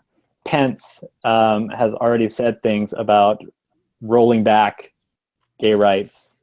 They've already put on their transition team people who are known for doing this stuff through big organizations, big Christian right organizations that have already caused damage to the gay rights movement in the past. So people's fears are valid. These are not people who are just reacting to react because Trump has been put in office. There are very real things that will affect people in very powerful ways. And it is our job as protesters, as an act of love for those marginalized and disenfranchised communities, to speak up, to step up, and to hold accountable our leadership. Because if we don't put the wrench in the system now and just sit back and say, well, let's just see what he does, when he starts putting these plans into action, that's going to be devastating. And the very fact that he's already started to put members of big oil, big business into his cabinet makes Hillary's connection to Monsanto look like a date to an ice cream parlor. So if we really are worried about the environment, we need to start looking and paying attention to these things also. It's not just about we're reacting because we're upset that Trump's not saying the things we want to hear. It's because Trump has said very real things that he's going to do as president that will impact people like me, a gay man who just got the right to marry, that has now the right to serve in the military. When I was in the military, we didn't have those rights, and we have them now, and they were hard-won victories. People have died. Racism still causes death across the board in this country. I live in South Carolina. I have seen many Ku Klux Klan meetings downtown, not far from where I am. So racism is real. People are directly impacted by what Trump's words have inspired. He's never come out against the racist organizations and groups that are co-opting him. And that's irresponsible as someone who is going to be the leader of our country. David Duke, who was a Grand Master in the Ku Klux Klan, has said that he is celebrating now what Trump will create for him and his people, meaning whites. So there is a problem. And what this election cycle and season has done, especially because of this president-elect, is that now we cannot ignore the systems of oppression. And people are going to riot. They are going to be angry. They are going to take to the streets because we cannot let these things that he is putting into play come into play in a way that's going to cause even more damage. So what I've witnessed, and from friends of mine who are actively engaging in the protests, is they have been peaceful for the most part. You're going to see violence happen. That's part of transition. That's part of what happens when these types of big things happen. People are angry. People are reactive. We've not been taught as a nation or as a people how to process grief in effective ways. So what we're seeing is a direct result of suppressed grief, repressed anger. This is what happens. And it's not to say that Hillary would have been any better. But if we really are going to take an objective view, we would also take an objective view on what positivity she would have brought to the office. So we can't say we're being objective, yet holding biased opinion. So if we're really going to look at things in an objective way, we really have to take a step back and say, I see all sides. But it's always disparaging when people say we need to take an objective view while at the same time holding opinion about groups that are expressing themselves in the way that they feel most necessary, because we're not seeing it from their perspective. And being objective means being able to see it from their perspective also. We have to look at it from all sides, yes, but at the same time, we can't take a step back so far that we don't hold accountable those people who are effecting negative change through their leadership. And that's where we really have to focus our work here. It's not pointing blame at the protesters or blaming the people who didn't vote or the people who did vote. This is the reality we're living in. And what this man could do in leadership, what his team could do, and what these people who are supposedly leading us and representing us could do is very damaging. And there are people who are justifiably afraid. You know, I have friends who have already been verbally and physically assaulted by people who claim Trump is now their representative. So yes, protest, take to the streets. It doesn't mean that love is absent in those places. I find love is most present in those places where people are expressing and creating community and effecting change. You know, they're not reacting because of, you know, they didn't hear what they wanted to hear. They're reacting because they heard things that move them to protect their communities. And there's a difference. We're not protesting because we don't like Trump. We're protesting because Trump has said very dangerous things and has not recanted any of those things, or has come out against the violence that's being done in his name. And that's the big difference. People weren't doing violence in the name of Hillary. People are doing violence in the name of Trump. And that's a big difference. And that's something that we have to hold accountable moving forward. And that's all I got. Oh man, Michael, I know. Thank you, and again, and I know you. I presume you're heading out in the next few moments. But if you don't mind, I just wanted to go out on this. From your perspective, where's their hope? Where's the hope?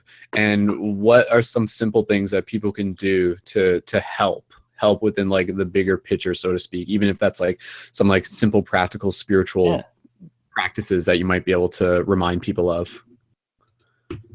Absolutely. I think, the big thing is to just be informed, don't get distracted by the protests or what Trump's saying.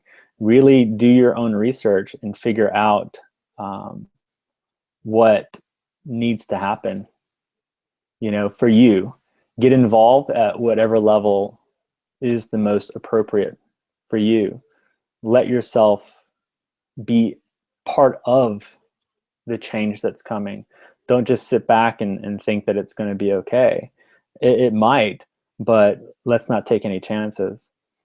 Do self-care. Turn off your computers, turn off the computers, turn off the TV, meditate, practice your spiritual tools. Go out and have conversations with people about what they're feeling. The only way we build bridges between hearts is to truly listen to what other people are saying, really listening to their perspective and having dialogue around where we can affect change together. If I understand where you are and you can understand where I am, we can then build a bridge between those two places. But right now, people are going to be reactive on both sides. We're just at the precipice of this. This is where things start. So we are going to see that things are going to get really difficult before they get better. And I'm seeing some stuff in the comments section that are, they're pretty obtuse statements. People oftentimes do vote not in their best interest. This guy, Milo, who did the whole Twinks for Trump thing, and it's just, people are hilarious. But here we are, right? We're here. Trump's here. That's not going to change right now, short of another miracle. But we're here, right? And we can get angry and let people be angry. Let them protest. Because I feel, he's already reacted on Twitter to the protests. So the very fact that these protests are causing him to react is important. He's witnessing what's happening. Of course, he's whining about it versus like doing anything productive with it. But this is where we are. The reality is we're here. Let's be angry, let's protest, but in the end, what I've been sitting with meditation day as a contemplation is, where can I find love in the chaos? Where can I find love? Maybe it's just going outside. Maybe it's logging on to this broadcast and finding people to love here. Maybe it's just going out and having a delicious meal. Maybe it's taking a nice shower. Maybe it's, any of those things. Be kind to yourself and to others in this process. I've had family who voted for Trump, and we're living in the same house, and we're all like, it's just another day, I don't have to hate them because they voted for Trump. And when I talk to them about their support, their support's coming from this, maybe a misinformed place. They didn't know all the other things, that they weren't as researched, and I can't blame them for that. I can blame the media. There's all things we need to hold accountable. The systems that let Hillary Clinton and Trump get to where they are, the systems that support violence and racism, the systems that support these very difficult, dangerous things in our communities. That's where we start doing the work now. And in having conversations with people, we can build bridges. So ask yourself, what can I do to build a bridge in my community? How can I approach this with love in the best way possible? in a way that lets me feel safe, in a way that lets me feel productive and proactive. But don't forget, though, that there are people who are, we may not be feeling the fear, you know, but there are people who are genuinely terrified.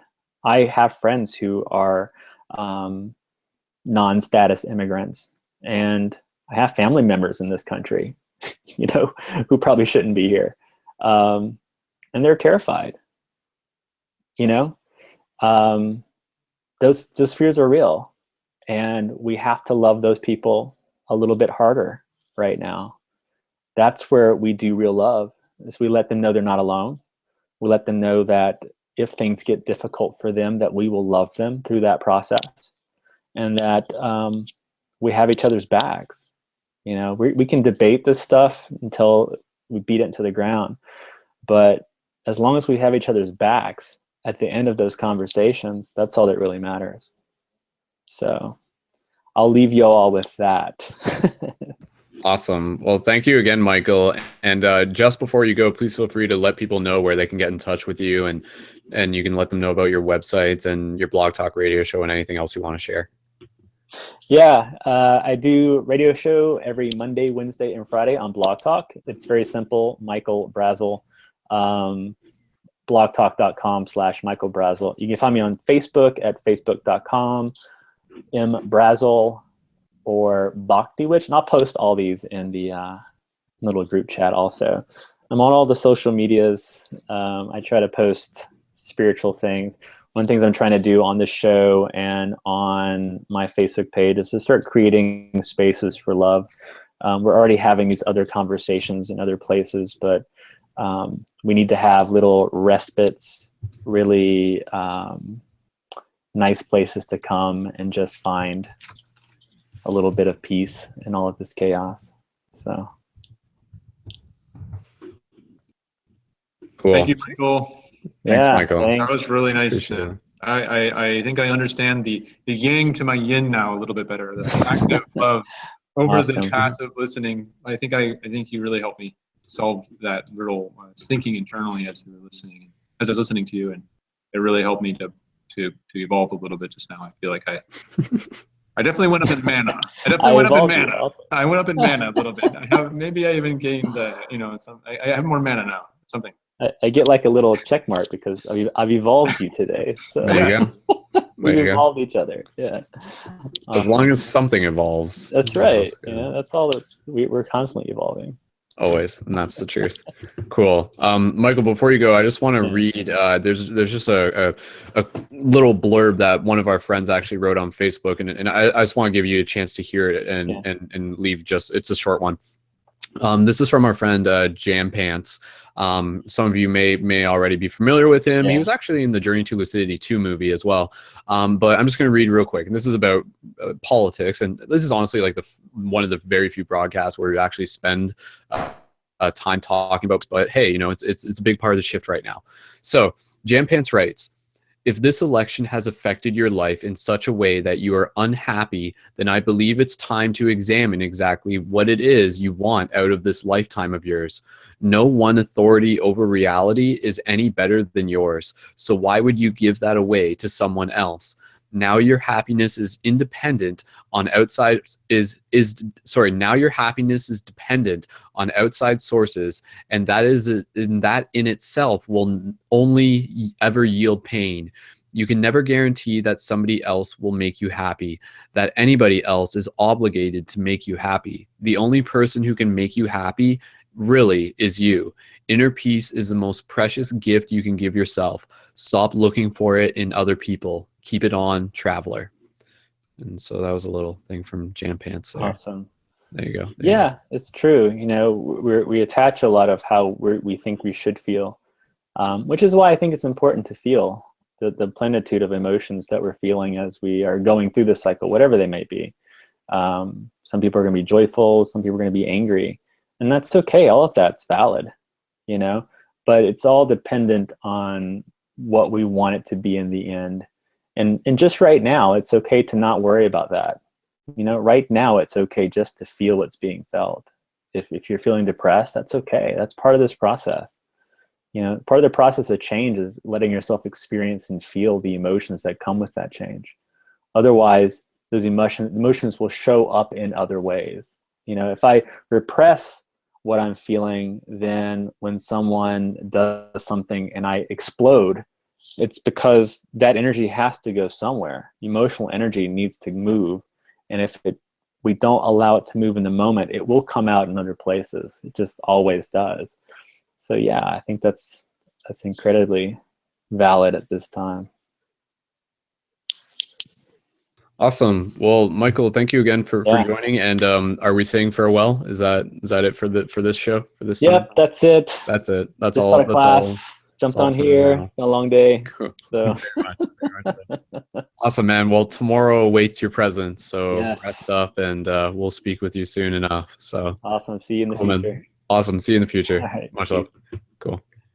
Awesome. Okay, guys, let's keep bouncing around for a little bit more. There's only a few of us in the chat. If anybody else watching this would like to join, please feel free. We have about 7 people watching on YouTube right now. But again, there's always, several hundred people that are going to be tuning into this into the future as well. So shout out to you guys, you time travelers, you. And yeah, at the moment we have Ashley, we have Jeremy and Mani, and myself, Brendan, and Michael again, who's just heading out. But Mani had a question, so we'll pass it over to Mani, and I will just say that we're going to aim to wrap up this broadcast maybe within a little bit more than a half hour from now. Whether or not we'll talk a lot about Doctor Strange, I'm not entirely sure. A couple things I'll just mention just in this moment, since we were just in the kind of in between things right here. I just want to be able to give a shout out because in a previous broadcast that we did, some of you may have heard about when we were talking about Standing Rock, and we spent a long time in the broadcast talking about Standing Rock in the admin broadcast. And within that, we were actually talking about some of our friends, Kyle in particular, and Jamie, and how they were going to Standing Rock. And they actually were able to coordinate things with another shifter, Ryan, and they were successfully on their way. And that was Ryan Glantz. And so they're literally on their way to Standing Rock right now. So I just want to give a nice shout out to them, to the idea that we're going to have some shifters on the ground at Standing Rock, and we're going to be able to coordinate some media from their end and possibly get some like interviews and some broadcasts. And yeah, so I just want to be able to like send them love, send them a shout out, and send a huge shout out to everybody, all the water protectors at Standing Rock as well. So yeah, there's a lot going on within the bigger picture here between Standing Rock and between the elections. There's a lot to like keep us busy, to keep us on our toes. So yeah, have no doubt about it. This is a very exciting time to be alive right now. And again, I think like just being able to like keep yourself centered is a good way to sort of not get swept up in all the chaos and all the noise. So we want to be able to show up for our community, show up in service to other people. And one of the best ways to do that is kind of like taking those moments for ourselves and really checking in with our responses opposed to just our reactions. It's okay to have reactions, but to be able to like be aware that those reactions are happening in the first place allows us to maybe perhaps it allows us to move beyond them having full control over how we feel in the moment. So instead of just being like, oh my God, I'm so angry, you recognize like, oh my God, I'm feeling angry, and you process it, alchemize it, and then you can kind of continue to move beyond it. So rising above those concepts.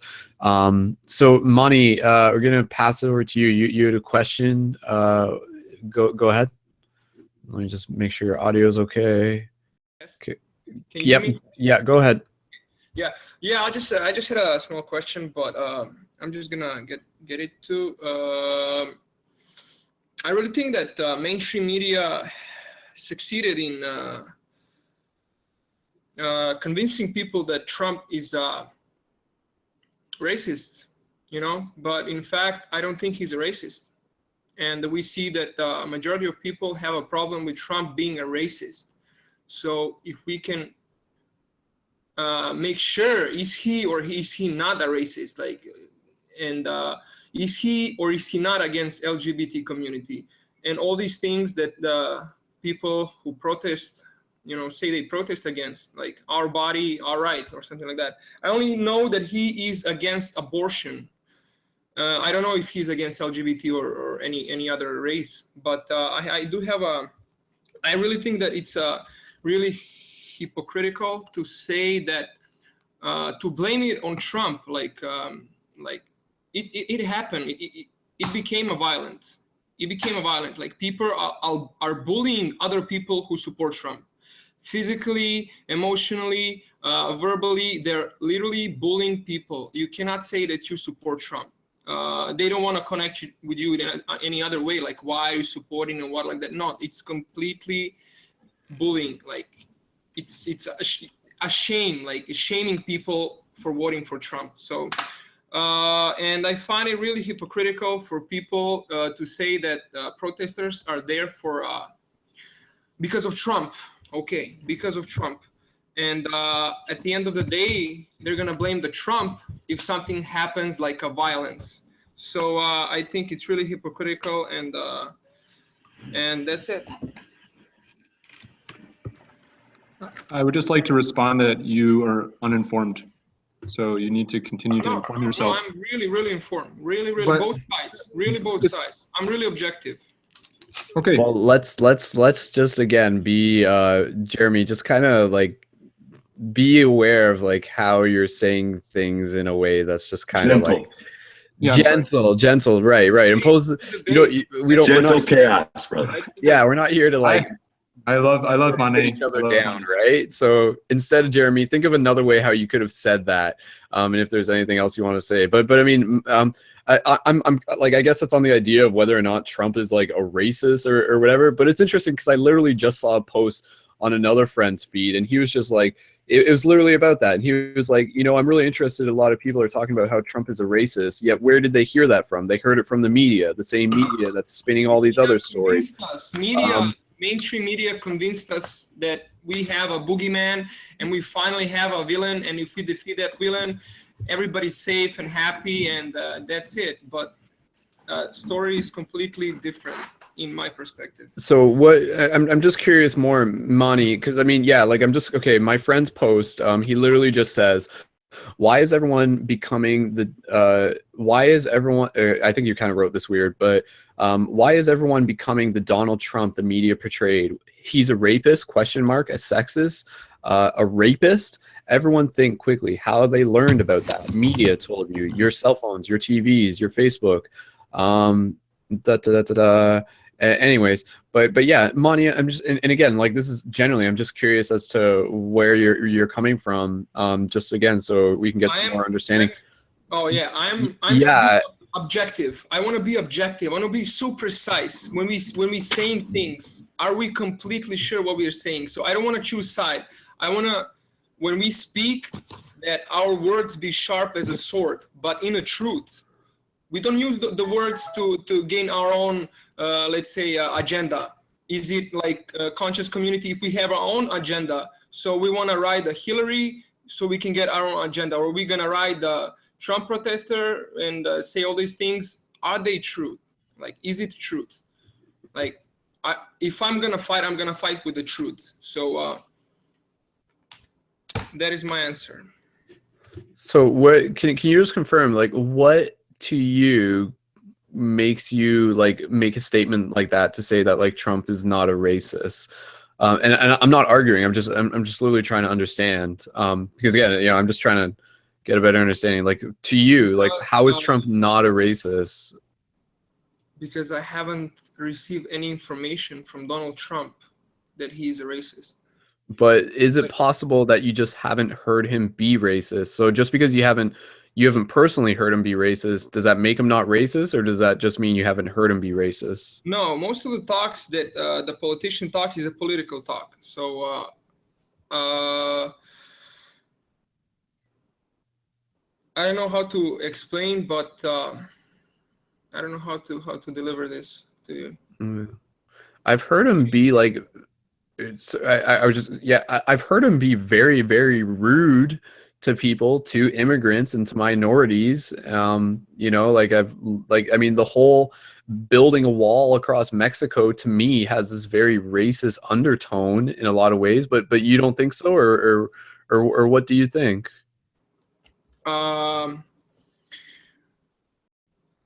What I think about the wall, I think it sucks that it's funny that I don't think he can do a lot of things that he said he's gonna do. I don't think he can build a wall. I don't think, like, those are all promises, like all the promises, like Obama. Obama got he got a Nobel's Peace Prize. How bizarre!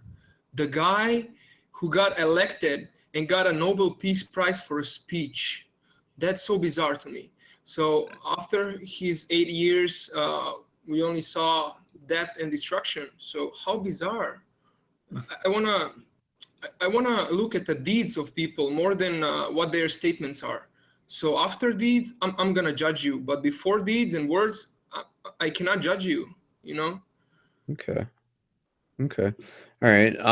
I think Gentle Chaos, if you want to jump in, and is it Dave? Am I remembering that correctly? Is that correct? Go.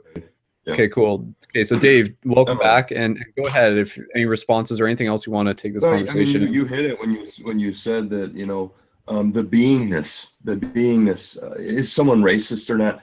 You know, my dad will sit and tell you he's not racist, and me knowing him, I know what he talks about. I know what he not only talks about. I can see when he watches TV, I can see something, because he's a big mainstream media guy. He pumps it into him. That's what he's terminally ill, so he sits in a chair and watches mainstream media all day long.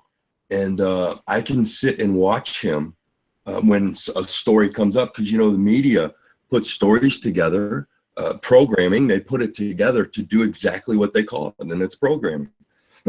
And they'll show stories with some uneducated person, and it was an uneducated African-American girl who grew up in, she had 4 kids, lives a very tough life.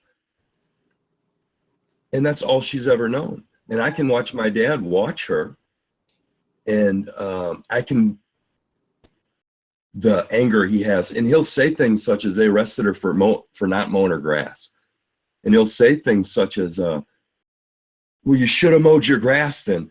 It's just that beingness that lets me see where he is. So where he may say he's not racist out of his mouth, why do you have this type of energy when you speak about this young lady? Then you can say you're racist, then you have a very hateful energy towards her, you know. And so I've seen that in Trump as well. Whether he's a racist, I don't know, you know, tomato.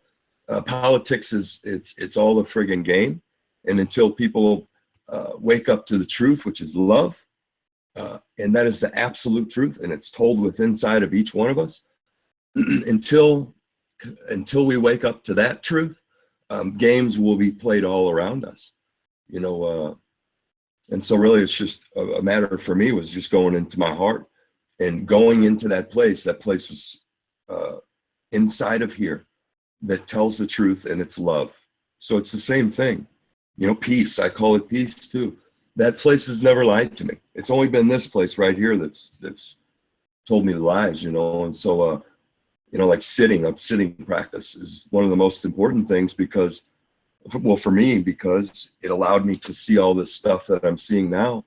And I can see something that's very negative on TV, and I can almost take that feeling and turn it into something positive, you know, and put it back into the world.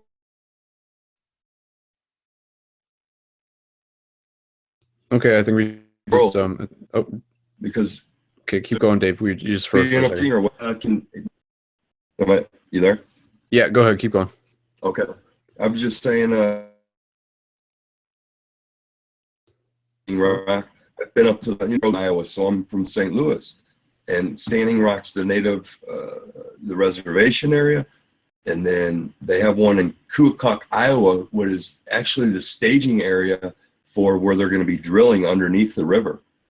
And so it's huge. I mean, it's a huge place. And there's about 60 regulars that are staying there now. And it's 3 hours from St. Louis. So I spend a lot of my time going out. handing out stuff just to bring the awareness to it, that something that's so close, you know. So there's a few different staging areas. So I just wanted to let that be known as well, that that's there. So if anyone's close to Kuakuk, Iowa, there it is. I'll be up there on Saturday morning.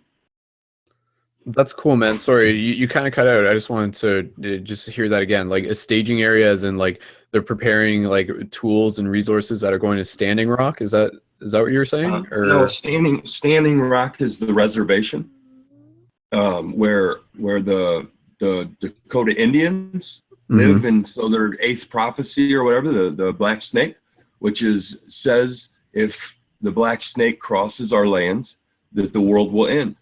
And the black snake is the oil pipeline. And so our Native American brothers and sisters are going to fight for their lives. Like their traditions tell them that this is the case. And when you look back at some of the other the prophecies from the Dakotas, they have 9 of them that are written, I believe. They have 7 of them that have happened and come true. The 8th, and there's only one after that, and I'm not familiar with it. I'm just attempting to walk through the black snake one, you know, or protect. It's more of a protect. A lot of people say protesters, like our brothers and sisters are protecting. They're protecting our rights to free water or to clean water. And so protector just has a much higher vibration to it, you know. Totally. So that area is the actual place where they're going to be drilling underneath the river and running the pipeline. And so it's a huge part of it. And there's not much light that's really shed on that because of what's going on at Standing Rock. So Standing Rock they're both important in their own rights. Well, they're both for clean water. So yeah, so I just wanted to make people aware of that. Okay, so there's Standing Rock, and what's the other place that they're doing the specific water, like where they're crossing, or? It's called Kuakuk, Iowa. If you type in where the drilling that's going on, that they're actually running the pipeline underneath is it the Mississippi? Or Mississippi, or it's the Missouri. Running underneath the Missouri River. Yeah, they're going to be drilling. They already are drilling. There's people, we have some friends up there that sleep in ditches. And when they sleep there, they can actually feel the drilling and hear the drilling going on underneath them.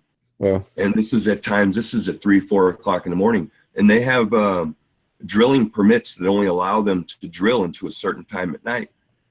And so they are really, they're ramping it up, attempting to get under this thing very quickly. Because although they just keep arresting it until the numbers get to the right numbers of individuals that are there willing to protect it, they're just going to continue to move forward with it, because they can continue to arrest. All they're doing is making money when they arrest. So numbers, our power is in our numbers, you know. And so when we are able to bring enough people there, it'll stop. It'll stop. Yeah, you're exactly right. It's definitely part of the awakening process. So it's really allowing people that are you just spoke about it, is allowing, you know how many people I've seen wake up from this, like people that were totally asleep, see what was going on and finally see it because of how crazy it was. Yeah, you know, that's amazing. That's friggin' awesome. Yeah. And then we just got to make sure that, because they're going to change names, they'll change anchors, and they'll have the same programming. It's all in the programming, you know. Yeah, definitely. That's again, and that's what we're seeing here, right? Like essentially, like people are going to be waking up from a variety of angles, from a variety of paths. Some of them are going to be waking up through the political sphere. Some of them are going to be waking up through the spiritual sphere. Some of them are going to be through the environmental sphere, you know, like whatever one their soul is kind of drawn to is the right one for them. And so like in the same way, like the Standing Rock thing is a huge catalyst for so many people awakening. And we were talking about this in the last broadcast. And what I think is so powerful about it is the fact that like the Native Americans Americans, like the natives behind it and everything, their core perceptions are very, very spiritual in themselves. So for anybody who finds themselves getting pulled into the Standing Rock story, are naturally going to be introduced to a lot of these spiritual perspectives, spoken about openly, about, you know, just saying like, yes, this is about us connecting with the earth, with Mother Earth, and like with like literally just like the lifeblood of the earth, which is the water. And there's that whole unity message in there. So it's a very powerful thing. And then again, like through the political thing that we're seeing, and I want to be able to pass this over to Eddie Grace, who recently joined, just get his thoughts on like the, you know, the elections or what it means for the bigger shift in consciousness for our awakening. But again, right, like essentially what we're seeing through the political process right now, we're seeing a lot of people waking up to the idea that politics aren't like always in our favor, which is kind of a thing that's like so obvious now. But honestly, I think even just like 10 years ago, there was a lot of people who were just like, oh yeah, you know, like the government's got like our back, the government's like totally got our best interests and things like that. And not to say that they're not trying and stuff. I mean, evidently there's still people, like honestly, like some people will say like, oh, there's like always big conspiracies, yet sometimes like I feel like sometimes there's just like, it's not as crazy as a conspiracy as it is. It's literally just a bunch of humans trying to do their best and making mistakes along the way, and just being like so flawed by nature to begin with, opposed to like actually being some diabolical conspiracy by like an elite group or something like that. But again, right, like so even just literally through Trump and through things like that, people are just waking up to the idea that, you know, there's suspicion afoot, or something's afoot, something's not right, and it's just it's inviting them to inquire and to ask questions and to ultimately think for themselves. And I think that's like the important thing. And then obviously through a lot of the side effects is that it's also bringing together community. So I mean, even look at the protests that are happening as a result of the Trump rally, like the anti-Trump rallies and stuff. I would hope that out of those protests, a lot of people are connecting with other people in their community. And that is one thing that I feel protests are like always really important to do, are why they're really important to do. Because, you know, it's not so much to say, hey, this protest is going to fix the problem. It's about expressing yourselves and getting a message out there, but it's also about like connecting with the other people who show up to it, to say like, oh, hey, like you're also passionate about this, me too, like let's stay connected and let's work on other projects beyond just this one protest. So I mean, if anybody's going to like an event or a protest or anything, any sort of awareness gathering, really go out of your way to like connect with the people there, do some networking, because I feel like that is where the solution is. The solution is kind of in that long-term story arc of people connecting as community, and really like building things from the grassroots and continuing that story of like just getting to know people and being mirrors for each other's growth and supporting each other through that process. And then through there, teaching people how to be leaders and teaching people how to build their communities. And through that process of building your community, teaching other people in the community how to build more community. So it really becomes this ripple effect where like everybody's like this hub for possibility and for other people to be able to connect through. So yeah, I think it's, again, there's a lot of ways that consciousness is waking up right now, and it's very obvious that the Trump election is a huge catalyst for it, even if it's quote unquote like not what a lot of people wanted. Because again, there's kind of that idea that you might put out this, and this is something that we can observe within our everyday reality, where you might have a really specific intention to say like, okay, universe, this is what I want, this is what I want, this is what I want. And you'll like really put your intention towards it. And then the universe will be like, okay, that's cool. Like I hear where you're coming from, but here's what you need. And then it may not be what we want, but it's actually, again, but it's actually like what we need as a soul, as a spirit, as a consciousness, in order to like be able to like shake us, to wake us up, to challenge us, to get us out of our comfort zone, to get us out of our complacency, to connect us as a community. So again, you know, like consciousness knows what it's doing. And Trump getting elected is no exception to that rule. It is still something that is serving us. And yeah, I think again, there's going to be a lot of a lot of very interesting elements to this story that we're going to see unfolding over the next weeks and months, no doubt. This is going to be a very exciting year. 2017 is going to be a very exciting year. We're going to see a lot of shiftiness going on. Eddie just jumped out of the chat, but we'll hear from him once he gets back. But just passing it over to anybody else who kind of wants to jump in on this. Paradigm Shift Team Building Hangout, talking about politics. Yeah. Don't always do this, I swear.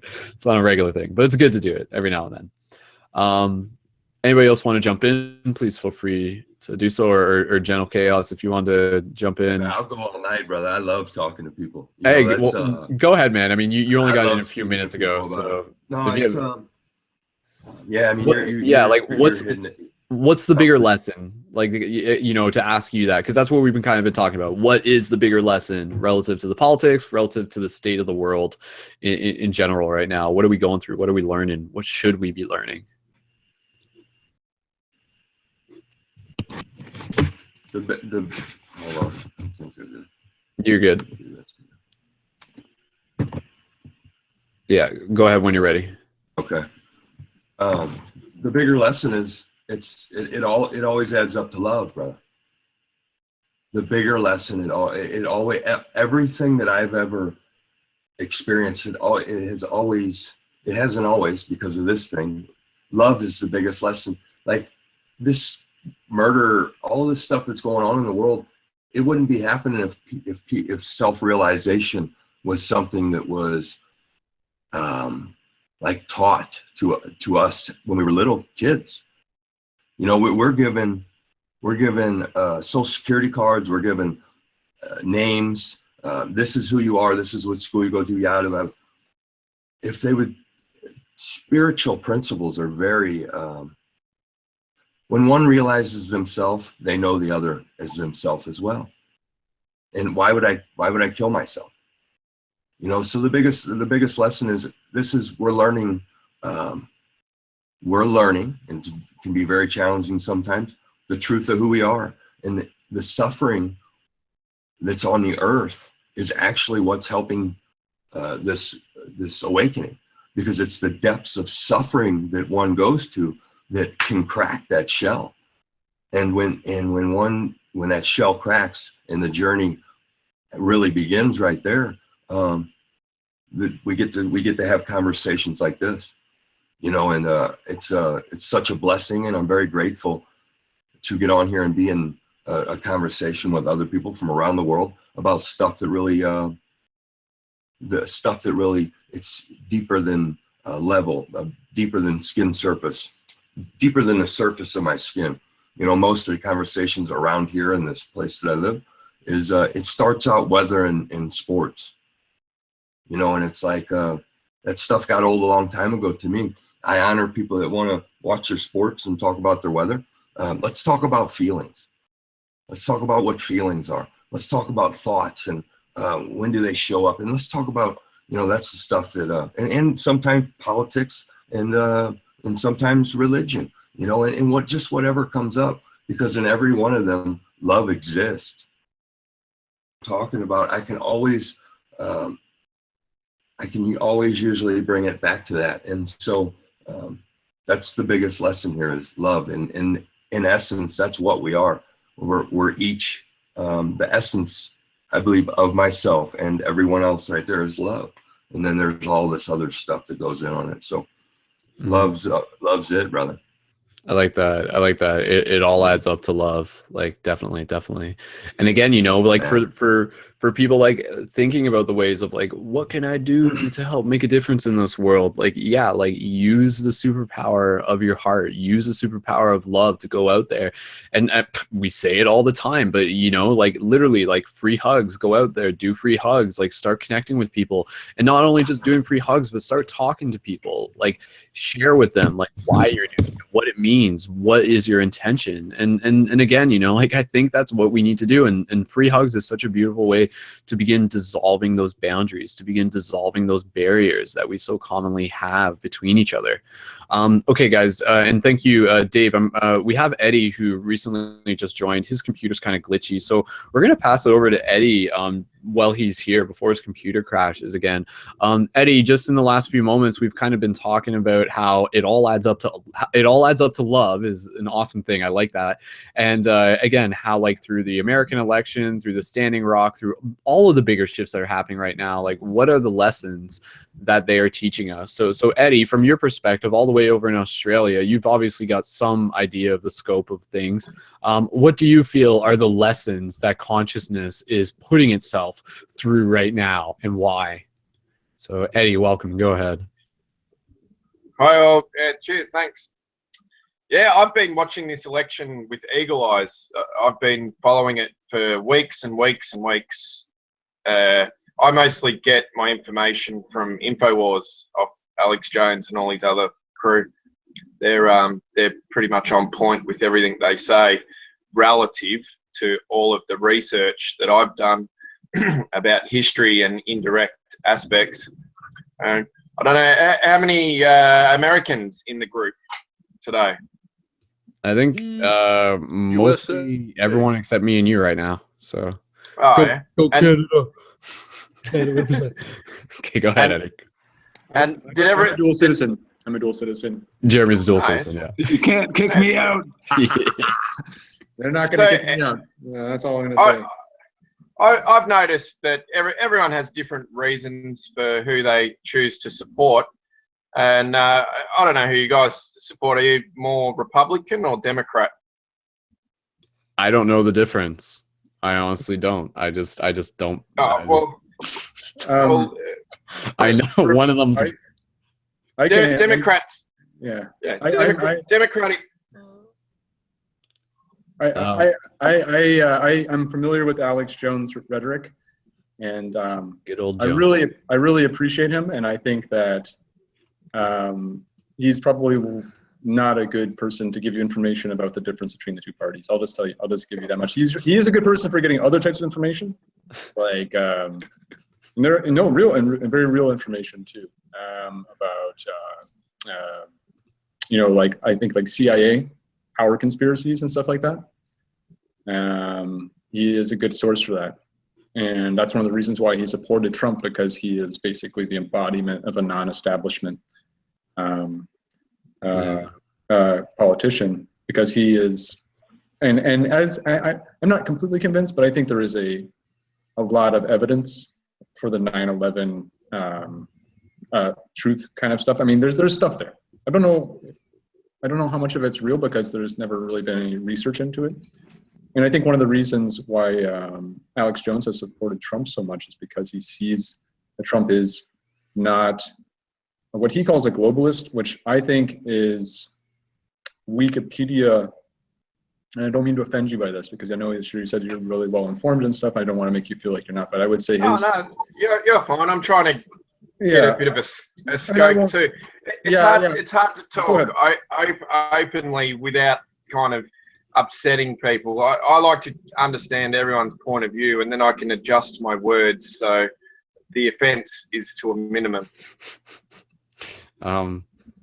Eddie, and I know Jeremy's got another thing to say, but yeah, before you crash and stuff like that, like what do you see within the bigger picture of things? Like how is what's happening with the elections? How is it helping evolve consciousness, shift consciousness?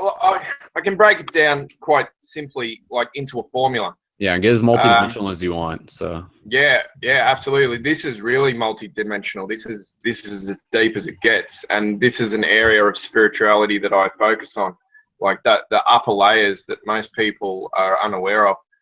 And so the establishment, the elite group of humans on this planet that basically have access to all the resources, all the money, and more importantly, the information that's been handed down over thousands of years from antiquity.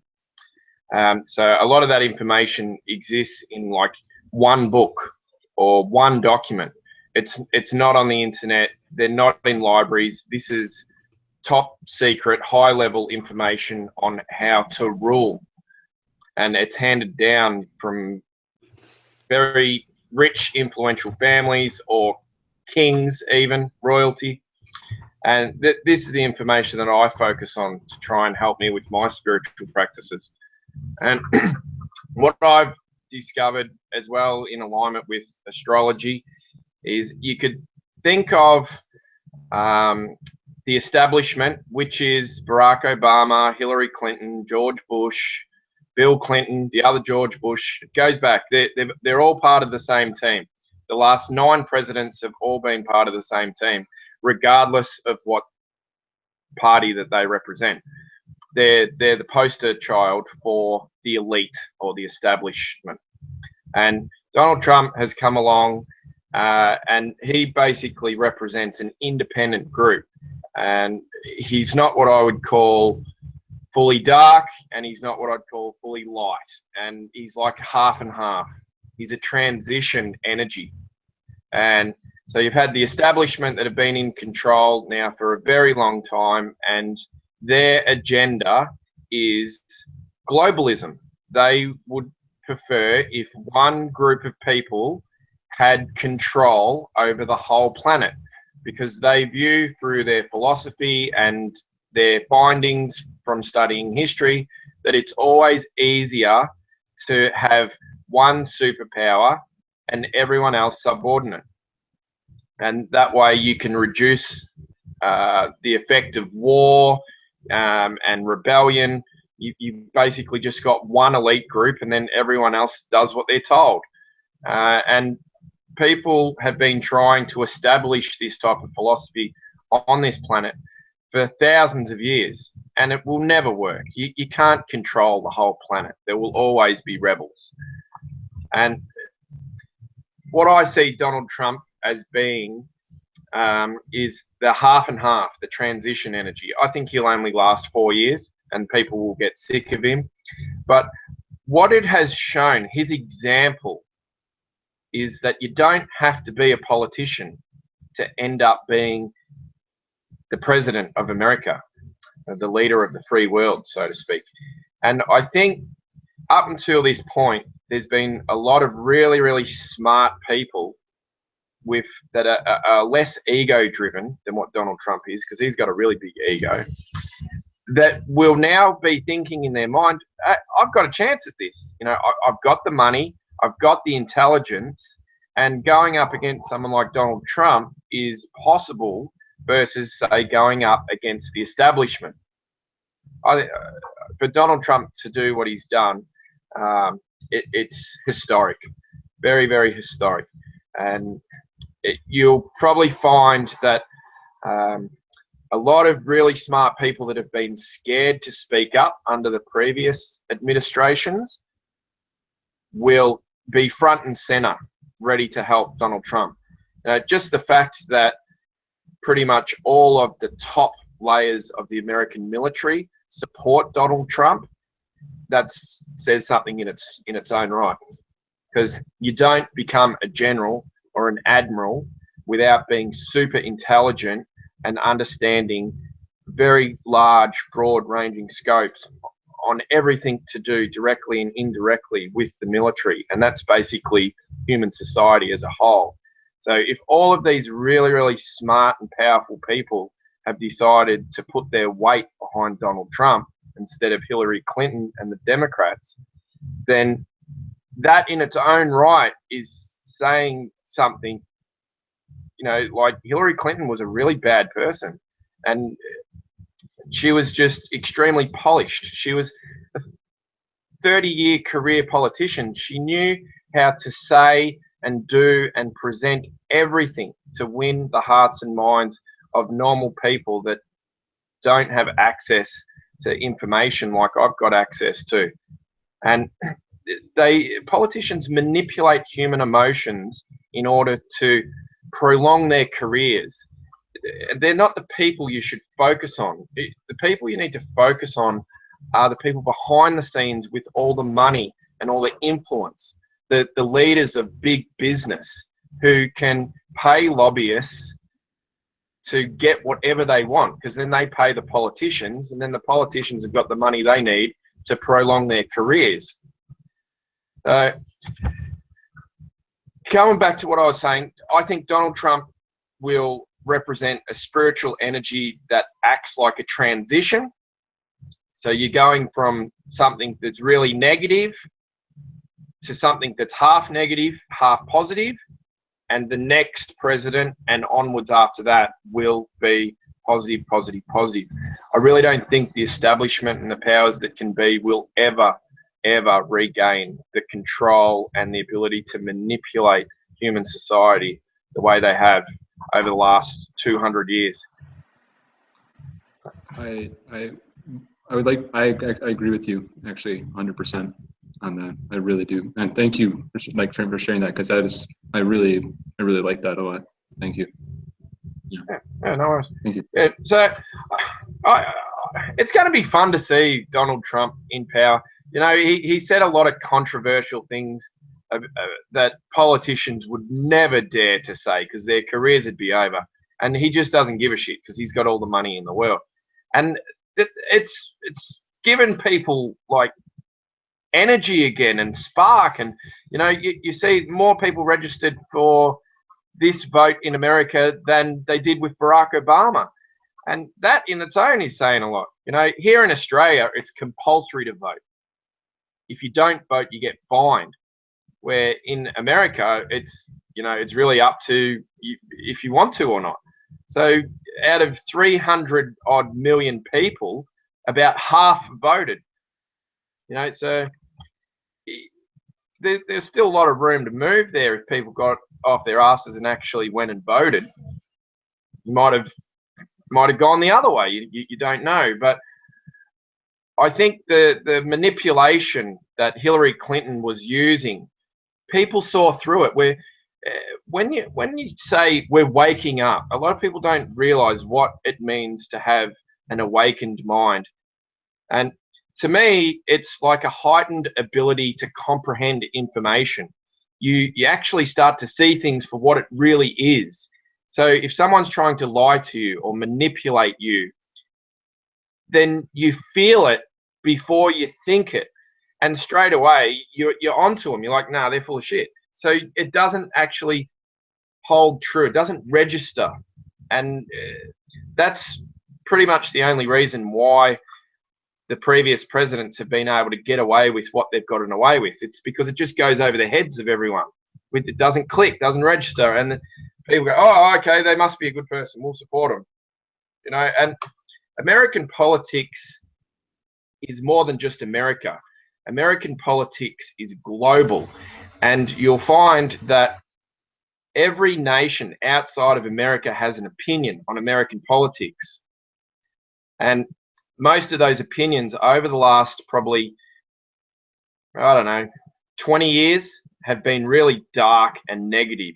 Ever since September 11, America's reputation has gone down the toilet. People just laugh at Americans now.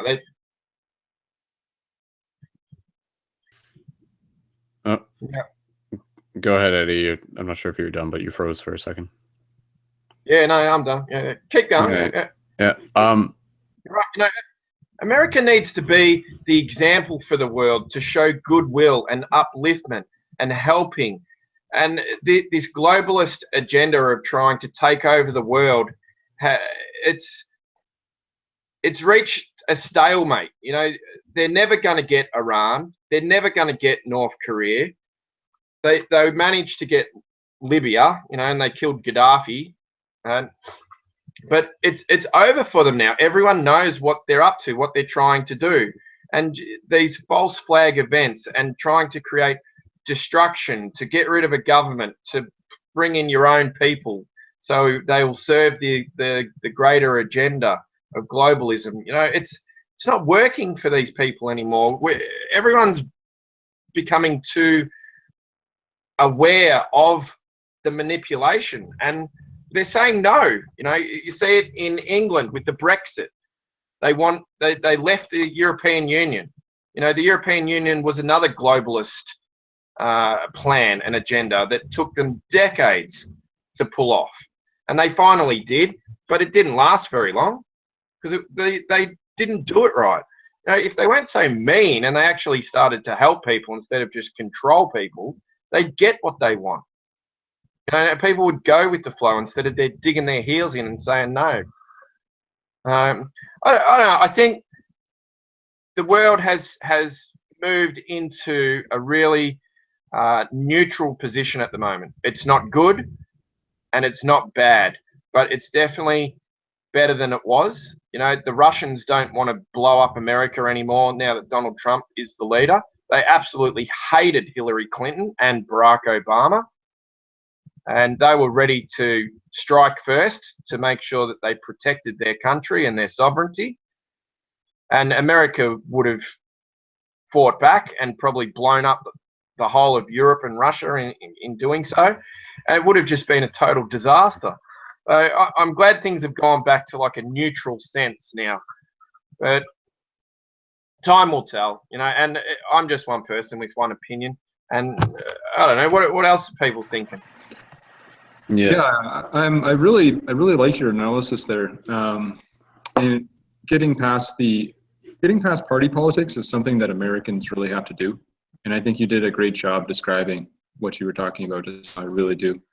And a lot of Alex Jones people I come into play with and talk with talk about globalism more in philosophical and ideological terms, where they talk about it more like as in a religion, like, and this is what I don't like about things on the left and the right here, and is that sort of the purest ideological values that people will hold, things like, and then they take on these single word definitions that are ultimately triggers for irrational behavior based around rational thought, based around months and years of decades of rational thought, but they become these trigger concepts, and then they break. If you don't hold on, and that's what I really like. If I have to, I did everything I could to prevent Donald Trump from getting in, but I also did everything I could to get Bernie Sanders to be the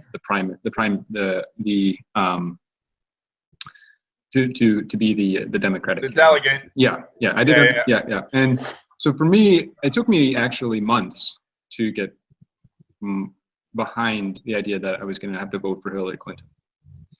And I was, let's not get into that. But anyways, I'm going to get back to what you were saying, because the positives of Trump coming from someone who seriously opposed him and went through a major emotional breakdown over the last 2 days, and has finally sort of like surfaced out of it to realize that I have to keep on moving, and that there is something to be positive to be had out of this whole situation.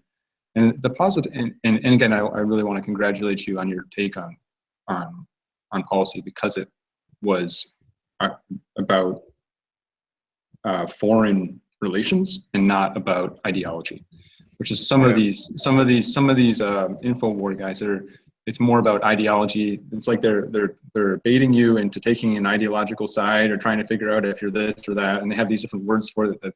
And I understand where they're coming from with that. Like, it's easy. That's a stage of intellectual development. It's binaries and stuff like that. But I think we have to move past that right now. And I do think that Donald Trump is a good person for that. He's going to help us move past some of these triggering binaries, because I ultimately do think he is, and I'm going to say this word with as much love as, well, no, you know what? I won't say the word. Well, I will say it. I think he's a fascist, and that he's combining left and right candidates, left and right. He's taking very far left and very far right concepts, I think, in a certain way, and he's combining them together. And I don't think that he's truly malicious, though. I think he has a lot of heart. Donald Trump. He has a lot of heart. Trump is really focusing on that as his positive aspect, is that he has heart, and that heart that he has is that gray spiritual energy which you're talking about. And it's going to move us into a new era where it's not about ideology, it's more about authenticity and people speaking their heart rather than mind. Yeah, so, absolutely. Things are very malleable right now.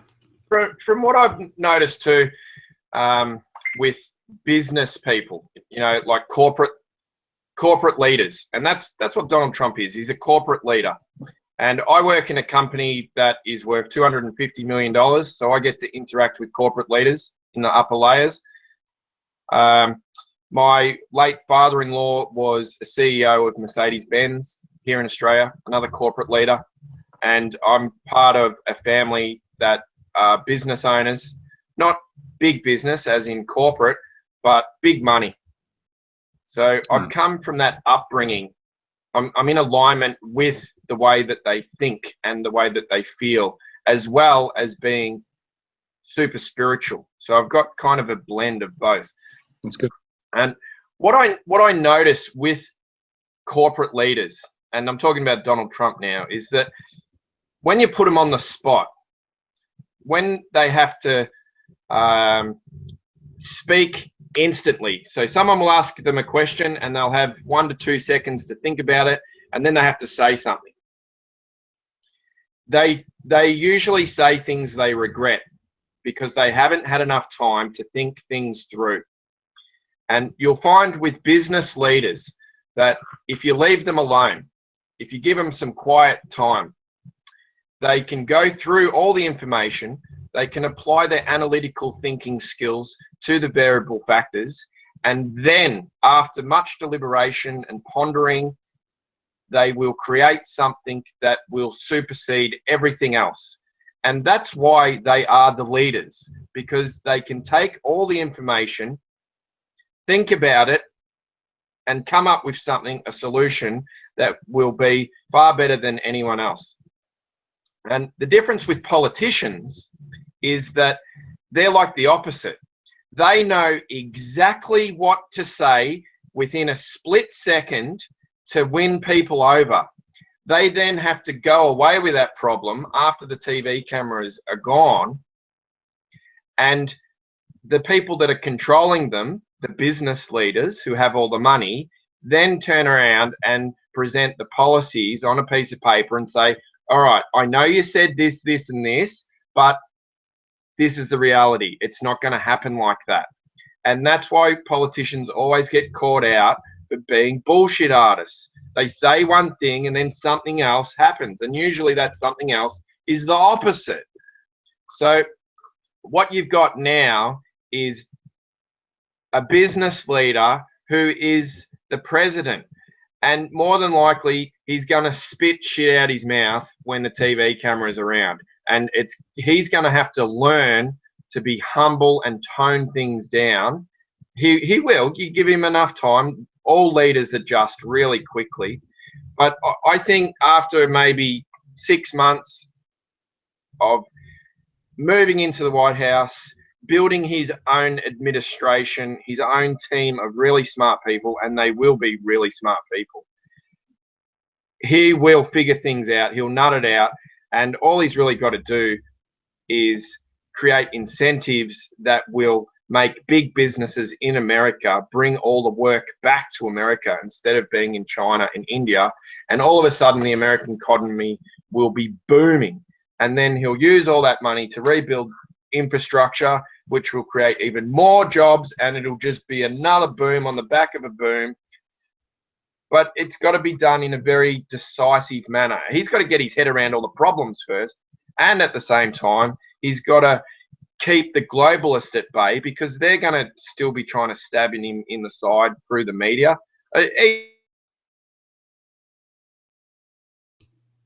Okay, looks like Stephanie might have had a glitch on Eddie's end. Again, this just does kind of happen every now and then. One thing I just want to say, and I'll just pass the talking stick around and shout out, I know Ryan joined as well.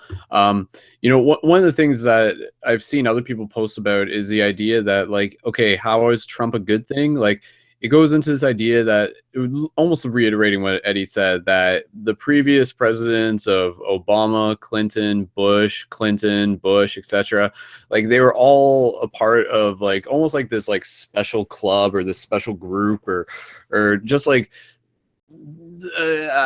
again, I'm not really the best at explaining politics to begin with, I don't think, but you know, like there's a lot of sort of I don't know, like conspiracies and shady stuff. I mean, not even really to get into this, but there's some like really shady stuff related to the Clintons. Like you're talking like pedophile rings and like really like not cool stuff in any way, right?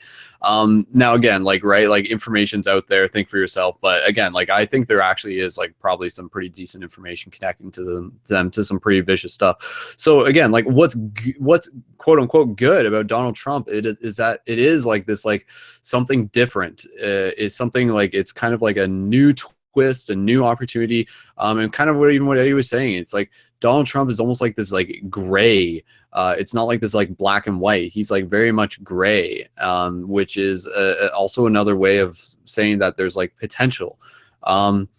So yeah, no, again, like I guess I just wanted to reiterate the idea that like, yeah, like Clinton and them like that, like they're, yeah, like I feel like we like dodged a bullet, not electing Hillary and stuff like that. I feel like that would have just like kept us in the same loop that we would have been in.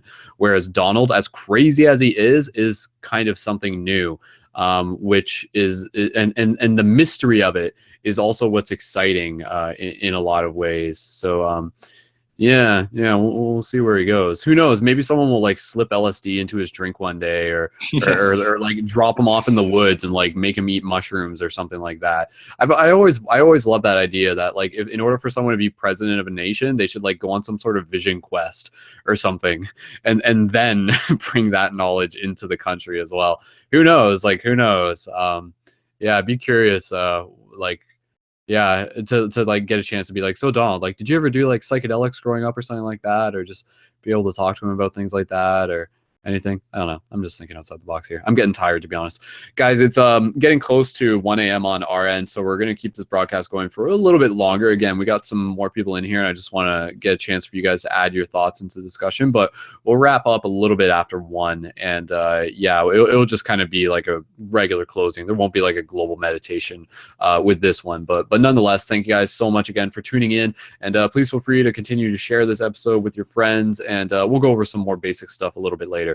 But let's keep passing the talking stick around. Again, getting closer to the show, let's really boil it down, right? Like, what are the big lessons here? What are we learning? What's going on? Oh my God, consciousness, what are you doing? Consciousness, stop, what are you doing?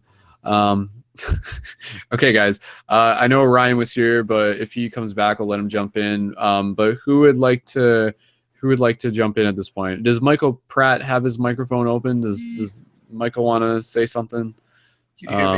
Yeah, Michael. Okay, we'll pass over to you, Michael. Welcome to the Hangout. And once Eddie gets back, we'll check in with him. But Michael, go ahead in the meantime. All right. Well, just speaking in Donald Trump, the Trumpster. let's see. Mr. Quack, Mr. Ducksworth. Let's see. When was the last time we beat, say, China? But anyways, yeah. Well, I can't mention, how many times he said China. It's interesting because, believe it or not, I think this has been one of the most. I mean, I know people used to Clint. Oh, that was a Freudian slip. People used to Clint. People used to quote Bill Clinton all the time. In the late '90s. You get that little email that said, "No, I did not have sexual relations with that woman." But it's not like Bill Clinton was that entertaining. I think, believe it or not, I mean, and you can just check Saturday Night Live, like the stuff they've done. Alec Baldwin does like this really great impression of of Donald Trump, and it's interesting because it's like I think so many people just didn't see it coming, But I think he's been one of the most entertaining presidents that I've seen. That like, it's like I didn't vote for Trump or anything, but it was like in the first day, that I, found out the news. This is going to be the president. I mean, I could just something felt different about something just felt different about that day. It was almost like, you know, the stages of, I would say the stages of grief, but like it was just shocked. Like, I think nobody really thought that was actually gonna be a thing, you know. It is odd. He's something else, you know. But the interesting thing is, though, it's that the way I looked at it is, you know, when he was elected, I was like, man, this shows like perfection, you know, like, and I mean, it's not about, you know, say comparing yourself to Donald Trump, but it's just like, it shows that, like, you know, we're not perfect, or we're not looking for a perfect person, or I think a lot of people, I mean, you know, he's quite successful as far as, you know, all the money that he has, but, you know, I mean, just as a person, like, it's like, you don't have to be, I think it gives people a little bit of a thing to, like, not be so hard on themselves, or to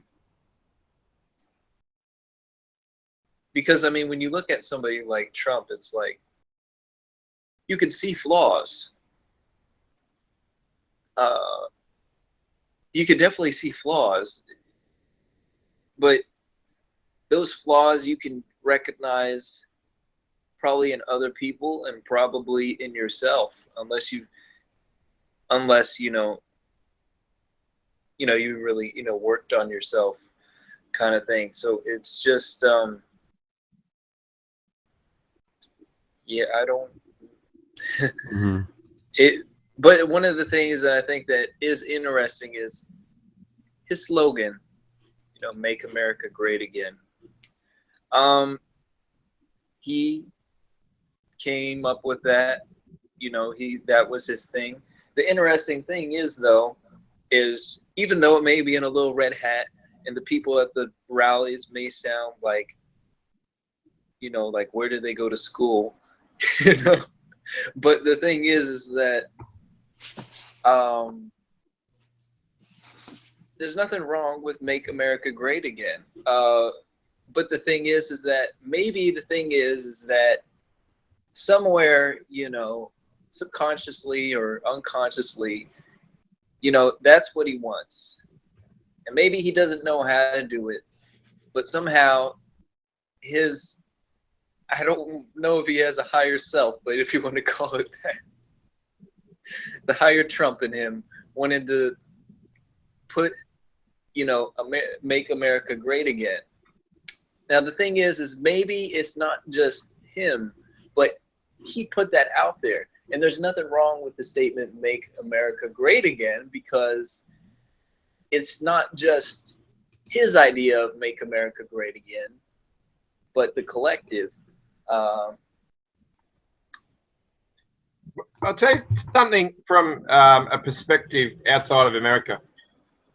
When I was a boy. Oh, you're not a boy everyone, yet? No, like, I mean a child. Yeah, I mean a child, you know, at primary school, high school. Everyone I knew had great admiration for America.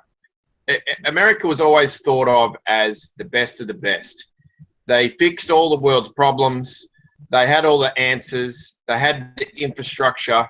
They were righteous, and they had very high sense of morality.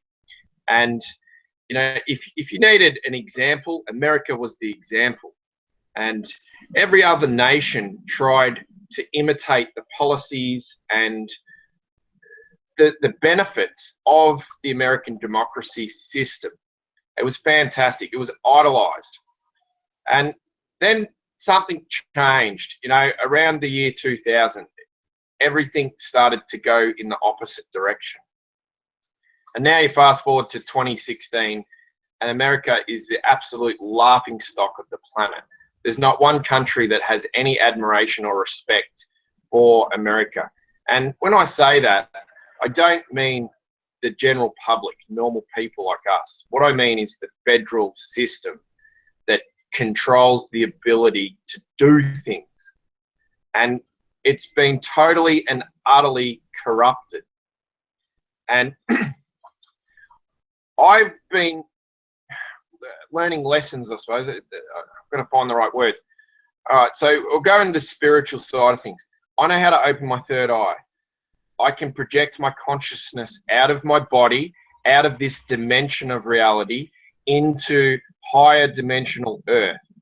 There's actually two earths. There's a lower dimensional earth and there's a higher dimensional earth. It's one energy, but it's divided into two groups of frequencies. And we're in one group, and non-physical beings exist in the other group. And when you're in your body, you can interact in both realities. When you're a non-physical being, only certain non-physical beings can interact in both realities. Most non-physical beings cannot interact in our part of reality. And I've managed to meet some spirits, higher dimensional humans, that have the ability via their consciousness, just like we do, to interact in both aspects of reality. And one of the humans that I've been befriended to, I suppose more than another, is a female, a woman. And traditionally on this planet in mythology, higher dimensional humans are referred to as gods and goddesses. And there's just as many as them as there is us, if not more. And so the idea of one God is not in alignment with mythological stories. You have to change the word God into source. It's like another dimension that's above gods and goddesses is where you find source energy. And that is a formless dimension where everything is just energy. There's absolutely no form whatsoever. Where in higher dimensional reality, there's a lot of form like there is here. It's just that everything takes on more of a translucent appearance rather than a physical solid appearance. And this woman has been explaining to me that via our genetics, our DNA, you know, even though we're all human, the mechanics that make us us is different on a genetic level. And different humans or different spirits are attracted to different humans. So there's lots and lots of groups of different spirits. So one group will like a certain body, and that body might be a certain race, for instance, say white people or black people or Asian people.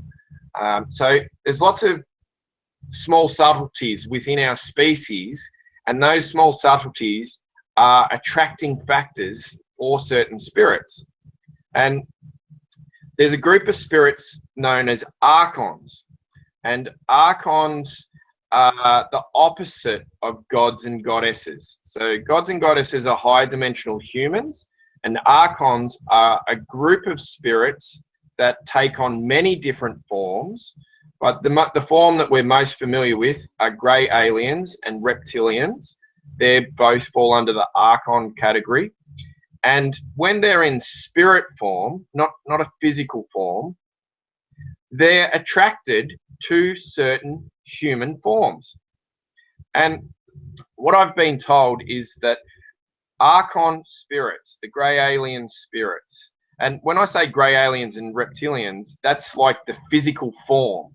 So there's a spirit inside of that form, and that spirit doesn't look like a grey alien or doesn't look like a reptilian. It's just has an energy that's in alignment with that vessel. And some humans have similar energy alignments with those spirits. So those spirits are attracted to incarnate into particular humans, to particular grey aliens, to particular reptilians. And the establishment on this planet, the group of humans that are known as the establishment, the elite 1% on this planet, their bodies, their genetics, that energy is in exact alignment with the grey aliens and with the reptilians. And so they're human, but the energy is Archon, and they rule over us. And what you've got to understand is that here in lower dimensional reality, we are not the leaders. Even though we're the apex creature in lower dimensional reality, we are like ants compared to higher dimensional consciousness. And higher dimensional consciousness, the archons and the gods and goddesses, can actually do things in lower dimensional reality and use us by proxy. But they have to find specific humans that has an energy alignment, so they can use their energy through the human's energy. And most of the time it goes beyond the comprehension of the human. You don't even realize that there's a spirit talking to you or controlling you or manipulating you. You just do things and it feels like you wanted to do that when really it was them. Okay, I think might have had another freeze there with Eddie. That's okay though. Just double check. Yep. I really liked Eddie's take there. That was getting into the archons is a very interesting concept. Let me just I think Dave wants to jump in. Dave, I'm gonna pull your volume up. Go ahead. Did you want to? Yeah, I was just gonna for me, and I will speak to Eddie when he gets on here, because anything I'll say to people, because I like talking about this stuff. You know, when one speaks about this thing called ego, all right, this ego, this false self, when one speaks about the ego, and then it comes out a lot in conversation, be off by that, bro. When I'm telling you what you need to do, when I'm telling you what you have to understand, that's from a space that's lower vibrational to me. That's something that I don't know. It just don't rub me right. So hey, there's a lot of knowledge there. A lot of what Eddie said, I can dig it, and consciousness is perfect in its own right, and the human mind. Oh, hold on. 1 second. I don't know what happened there. Keep going. Go ahead. You're good. Yeah. Keep going. What was the last thing you heard? The human mind. ... Consciousness. I mean, conceptually, to understand this, it's people go nuts attempting to understand this, and the understanding, it really comes in the silence. And the understanding becomes a deep knowing. Like every one of my beliefs, I crushed every one of my beliefs into was a understanding or a deep knowing within myself. And it's the answer is always love. So for me to sit in, I will always say that the answer is in you. And the answer is in you. Everyone has the answer within. If someone using drugs and it's messing their life up, I could say, hey, you probably might want to get off drugs. And that's most likely the answer. And then again, they're on drugs. So how do I know that's the answer? So I don't have anyone's answer, and to speak outside of there's a lot of stuff I stay away from as well. And just when the ego shows up, it shows up. The only reason I can identify it is because I know it. For me, I learned my ego because it resides in here, and that's knowing thyself. Knowing thyself. Jesus speaking. Any great teacher from any religion speaks of know thyself. Speaks of sitting practices, speaks of love, speaks of compassion. You know,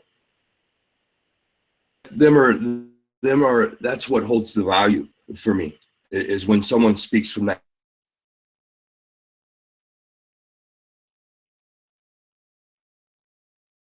Oh, okay. Now I think. Place. Oh.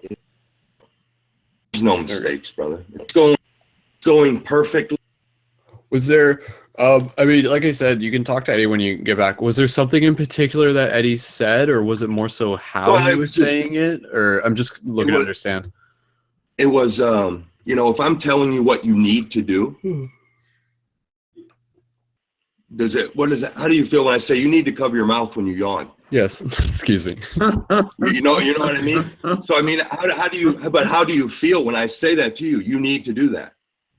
Right. Okay. So it was just kind of like how he was saying some of the stuff. Just presentation. Okay. Just presentation. Ego presents itself in a way that's the only reason I can see it so good is because I look at myself every day. Like it teaches me every day more and more who I truly am. That's the experiences and circumstances that I've been through that add up to this. And it's all BS because Dave sits in there. All right, I apologize. Yeah. Right. So cool. Thanks, man. Yeah. Okay, guys. Like I said, I do want to be able to wrap this broadcast up in the next like 3 hours or something. Maybe we'll see. We'll see. But Ryan was joining into the chat and wanted to be able to pass the talking stick over to him. Ryan, are you there? Did you want to add in on this? And Dave, thanks again. Ryan, go ahead. Feel free to jump in. I mean, it kind of like a little summary of what your thoughts are on, you know, politics and what this means for the bigger shift in consciousness or anything else. Ryan, or sorry, 1 second, Ryan. Okay, try now. Ryan, go ahead. Try now. Am I clear? Yeah, we're coming through. Yeah. Awesome. Go ahead. Yeah, I came in late, so I'm not gonna really say too much because I don't want to drag out something that's already been said. And I don't really like politics too much myself, because I think the direction that we are headed in is pretty scary in general, no matter which way we went. I think we had two very bad candidates to choose from. You know, it was just like how bad, which way are we going to get screwed on this one? And it's scary to me that Trump wins because I feel like, just like one of the other guys was saying earlier, like people used to look at us as a model, an example. And having Trump as our president is scary. That's embarrassing. But I'm excited because it's radical. And that, I think this will cause a push towards something bigger and different. I think we'll get fed up, or it'll show the faults will really shine through. Whereas if Hillary, they would have like used it to their advantages and blah, blah, blah, blah, blah. Trump's so far out there, I think that different things are going to come out that was never expected, and that'll force a change that'll hopefully snowball in the direction of the people further down the line. And, you know, it's kind of how I feel about it. I wish we all kind of came up with a game plan and literally voted for somebody absolutely ridiculous and had the masses vote for like Ronald McDonald, you know, something ridiculous just to prove a huge point. Like, yeah, the numbers locked in and this, you know, blah, blah, blah. But for some reason, guys, we have, you know, 400, blah, blah, blah, you know, 4 million votes for Ronald McDonald. So, you know, like it would have been nice to have proved a point through this election. But I guess other than that, that's probably where I'm at on all that political BS. I hear you, man. I hear you. Cool. Okay. Well, I think you got your wish with Trump. I think you got your wish with Trump for sure. Right. Exactly. I think that's kind of the positive energy you can take on this, and the breaking of the social norms for sure. Because anyone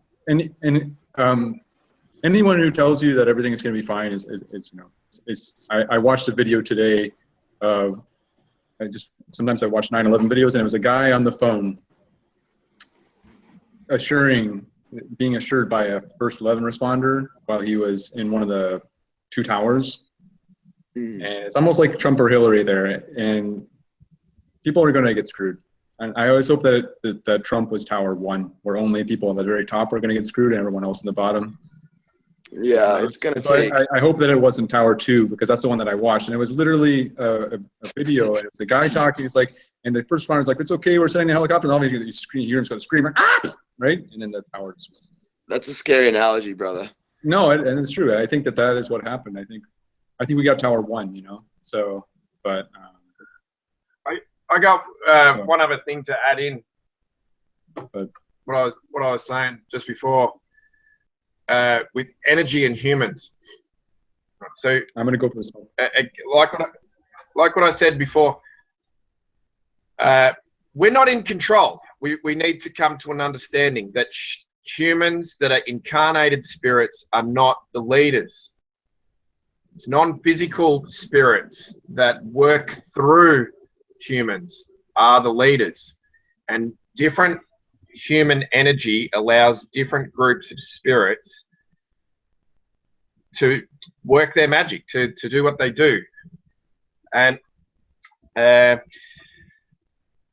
Hillary Clinton, Barack Obama, George Bush, Bill Clinton, George Bush, all had a human body, an energy that was in alignment with the Archon energy, which meant that grey aliens and reptilians, that energy, were able to control them without them even realizing.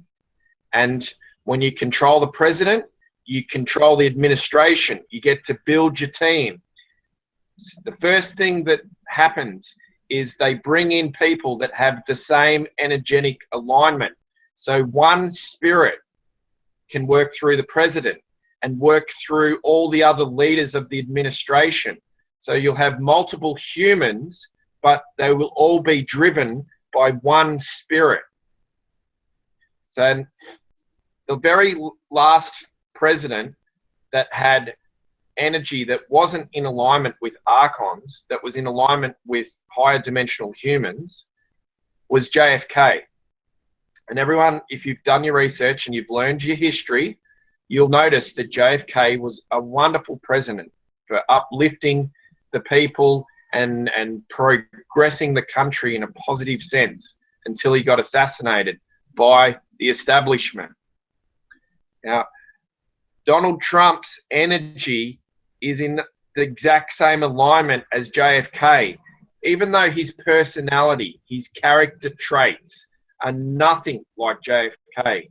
The underlying foundation energy is in alignment with higher dimensional humans, which means they will be able to work through him to build a new team. And all of those people will have the same energy of higher dimensional humans. So give it time, give it 6 months. There's going to be fantastic changes that come through that people won't even be able to imagine at the moment. But I guarantee you, Donald Trump is going to be an uplifting, positive experience for the American political system, the global system as a whole, everyone, general public. Everyone's lives are going to slowly get better, not because of the spirit that is Donald Trump, but the energy that is Donald Trump's body that allows gods and goddesses to work through him that now have control of everything else. And my energy, my body is in alignment with higher dimensional humans. That's why I've met a few of them, and they like me, and they jump in and out of my body all the time, and they tell me things, and they help me.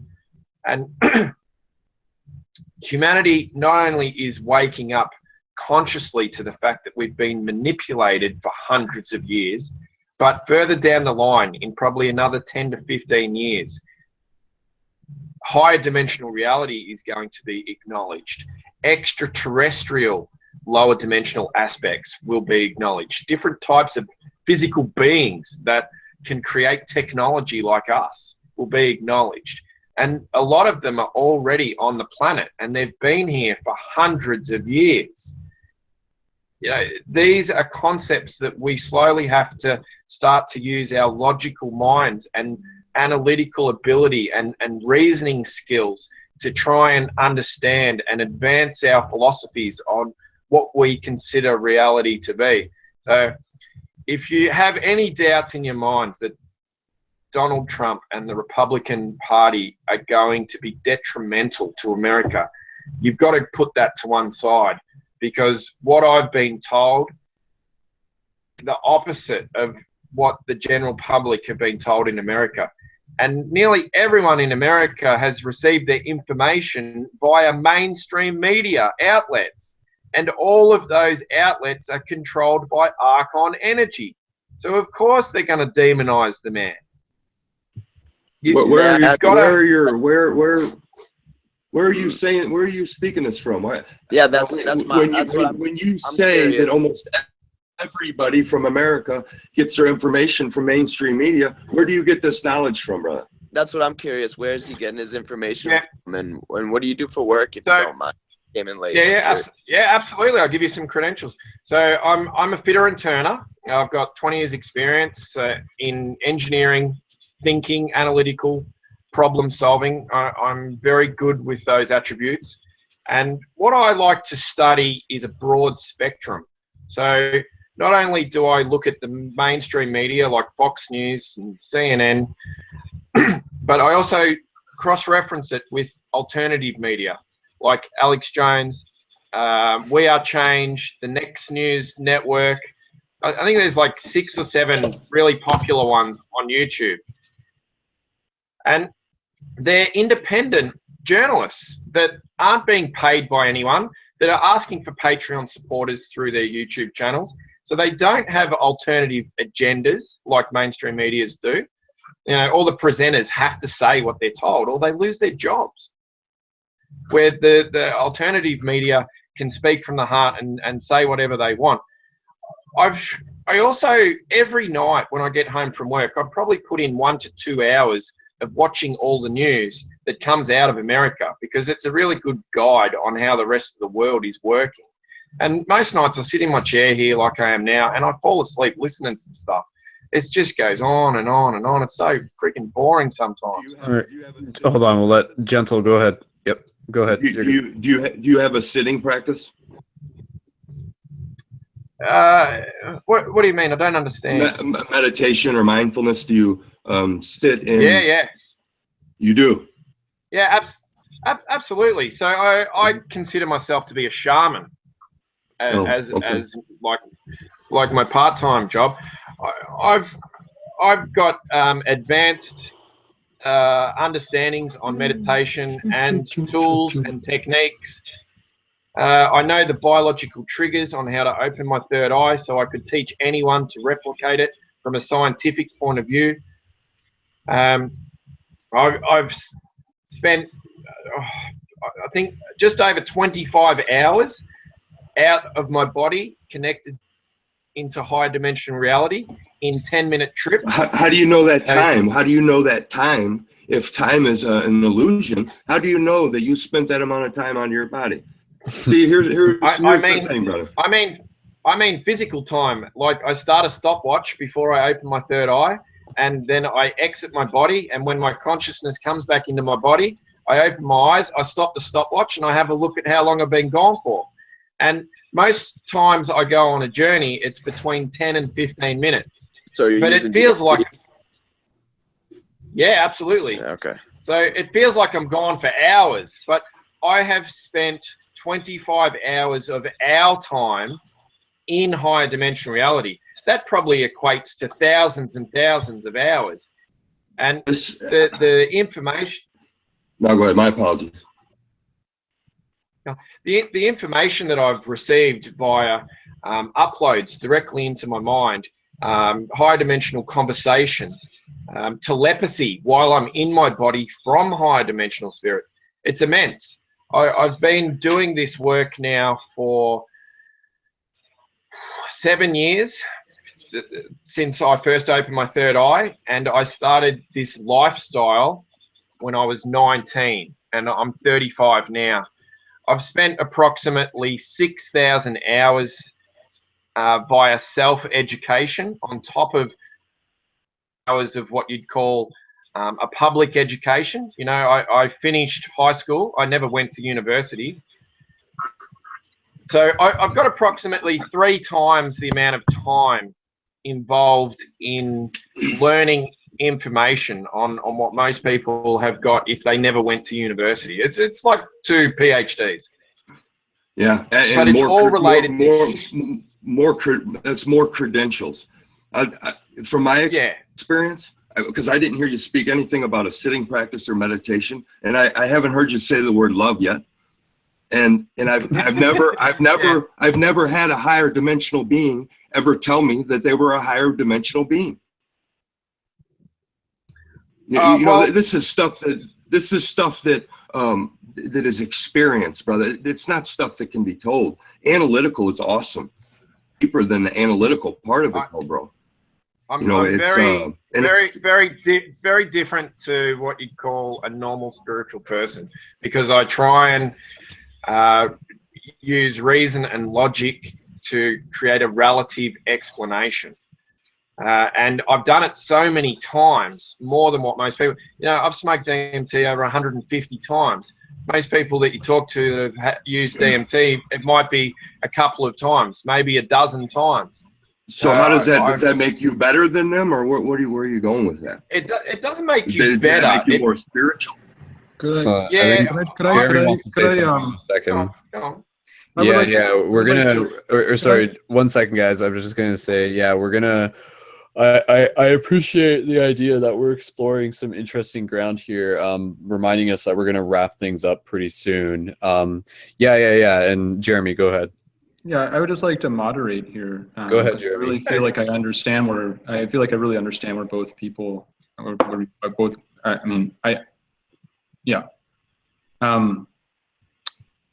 Gentle. You go by Gentle? Is that what you go by? Is it Dave? You said Dave, or? Oh, okay. It's all the label, brother. You call me anything. Okay. All right. Gentle. I'm a positivist as well, and one thing that I have learned, because I can feel you struggling with what our friend here is saying, and as a positivist, we have to address that we have to take people's information about themselves as it is,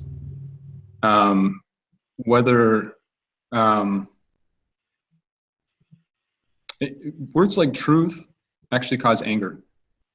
Just the very concept of the word truth actually causes anger, because actually, and I can get into the metaphysics of that if you want, but if we're looking for truth as if it's an exclusive thing, like there's only truth in certain things and there's not truth in other things. It's in there. Yeah, it isn't. That's the thing. It's in everything, because everything at least exists, right? Everything Absolutely. has. So, Absolutely.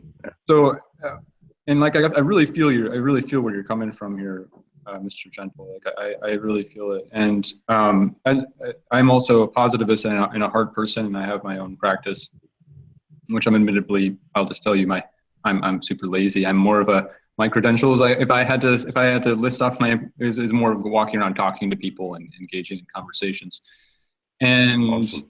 And I like to just address people where they're at and just get that raw data about where they're at, right?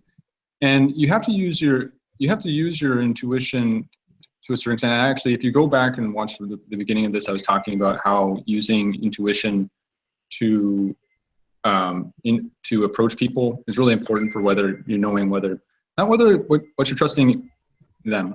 It's just a matter of whether they're ready to hear from you, right? Or whether they're ready to listen to you, right? And so that's what I was talking about earlier. But what I'm trying to say to you right now is a bit different than that. I'm not really trying to say anything to you, but just that my approach to people who have extraordinary claims is to take them for their word. I'm not dismissing. But I never dismissed him, brother. no, I know. Dismissed. No, I know. You're trying to piece together how much of it you can trust and how much of it you can integrate. No. I'm a communication dude. I'm a communication. So communication, or the breakdown of communication, is a huge issue in this world. And so I really look at the words people use and how they speak. This tells me ego shows up. Please. I can give you a little bit. I can give you a little bit more. Like, Hold on, Eddie. I'm not sure if Dave was done there. Dave, if you just want to. All right. Yeah, Dave. I'm really feeling you, Dave. And I know you're a truth seeker, and I can see that you're a listener, and I can see that you're like really passionate about the truth, right? And I think one thing about pretty passionate. And I think that Sorry. and I can see that it's almost torturing you. Your search for the truth is like No, that's wrong. That's wrong, brother. That's wrong. Just with this. Yeah, no, let me. Emotion don't mean I'm tortured, brother. Let me jump in. No. With this, One second, Ryan. Let me jump in on this one. With this individual person is torturing you somewhat because you're trying to figure out whether it's true or not. I play the jaw heart, brother. I don't. No. I'm not I know. tortured Hold on. much, believe me. Jeremy, I'm just gonna mute you. Dave, go ahead. Did you just want to say something? Because I mean, yeah, reminding guys, we're not here. Like, we're here to practice communicating, and I understand that we're all like pretty passionate here. And just going back, yeah, because like Eddie, when you had first dropped out of the chat, like Dave was just kind of like bringing attention to the idea of like any sort of ego that might have been coming through in what you were talking about, Eddie, and again, without even really having to get like too much into like debates and stuff like that, I just want to be able to let Dave just kind of explain a little bit more from where he was coming from. So go ahead. Like I said, when you fell off, I said I'll say that I will, because I like talking about this stuff, brother. I'm here for growth. Yeah, absolutely. And so in communication, when I'm communicating with somebody, because I took a look, I learned this all from my own ignorance. And when I tell someone what they need to do, that was ego that's speaking. For me to sit and think, to know what anybody else has to do in this world, that's just mind blowing. Yeah. For me to actually think that. And so I was running around telling the world, you need to do this, you need to do that, and what you need to understand. How do I know a person's understanding, you know? And so that's all I was saying, and there's no offense, brother. It's all love. Yeah, and I'll just I'll pass it over to Eddie in a second. And I just wanted to say, like, yeah, and I think it's just like, again, kind of like the different ways that we communicate, because I think when Eddie's saying things like you need to understand or you need to do this, I don't think he's like literally trying to impose certain ideas. I think that's just kind of like his way of saying, like, here's an idea to be aware of. Here's something to look into, opposed to really saying you need to do this. He's just like, you need to understand that there's more to the picture, is really kind of what he's, I don't know. Eddie, is that kind of, because I mean, yeah, like, I mean, from knowing Eddie and stuff like that, I don't really see what his approach is being too like ego driven, even though I can understand Dave hearing it as that, if that makes sense. It's like a massive breakdown of communication. It's just semantics. Really. And again, we're all really passionate here. Eddie, if you're still there, just go ahead. I mean, I don't mind having this conversation. It's what happens when we get pretty hyperdelic. Eddie, are you still there? Did you freeze? I think Eddie might have froze. Yeah, I think Eddie froze. You know, and when I'm speaking about it, brother, I definitely get passionate about. I'm passionate about the suffering ending on this place that I live, and there's so much of it. And so I do take this stuff it right into my heart, because when I see anybody hurt in this world, I hurt. I feel that pain. And so for me, it's a matter of I can tell everybody I meet everything that I know. I mean, I walked through that stuff like I thought I was the smartest friggin' guy in the world. And when it comes down to it, most of the people just need a hug. Yeah. And they need to be told they're worthy. Yeah. You know, and for me, that's it makes it very simple. So then I don't have to explain outer space stuff, or, you know, it's much bigger than my mind can even. I've done a lot of research. I've been seeking the truth. I woke up. We're gonna give it a second. It usually pops back in. He's just glitching. Here it comes. Any second now. gun in my mouth. 12 years in prison, gun in my. We back? Yeah, okay. Yeah. Go ahead. Go ahead. Continue, Dave. Suffering brought me to a place of my awakening, and I woke up with a gun in my mouth, or excuse me, I had a gun in my mouth, and 45 minutes later, I was meditating with friggin' Buddhist monks in a Buddhist temple. Wow. I'm not a Buddhist, and so life. I learned that life is the greatest teacher. That we're always receiving, and all I have to do is be ready for it. And how do I do that? From taking over my life again, because it had me. That's what, that ego or that mind is. It's a tool we use while we're here. And if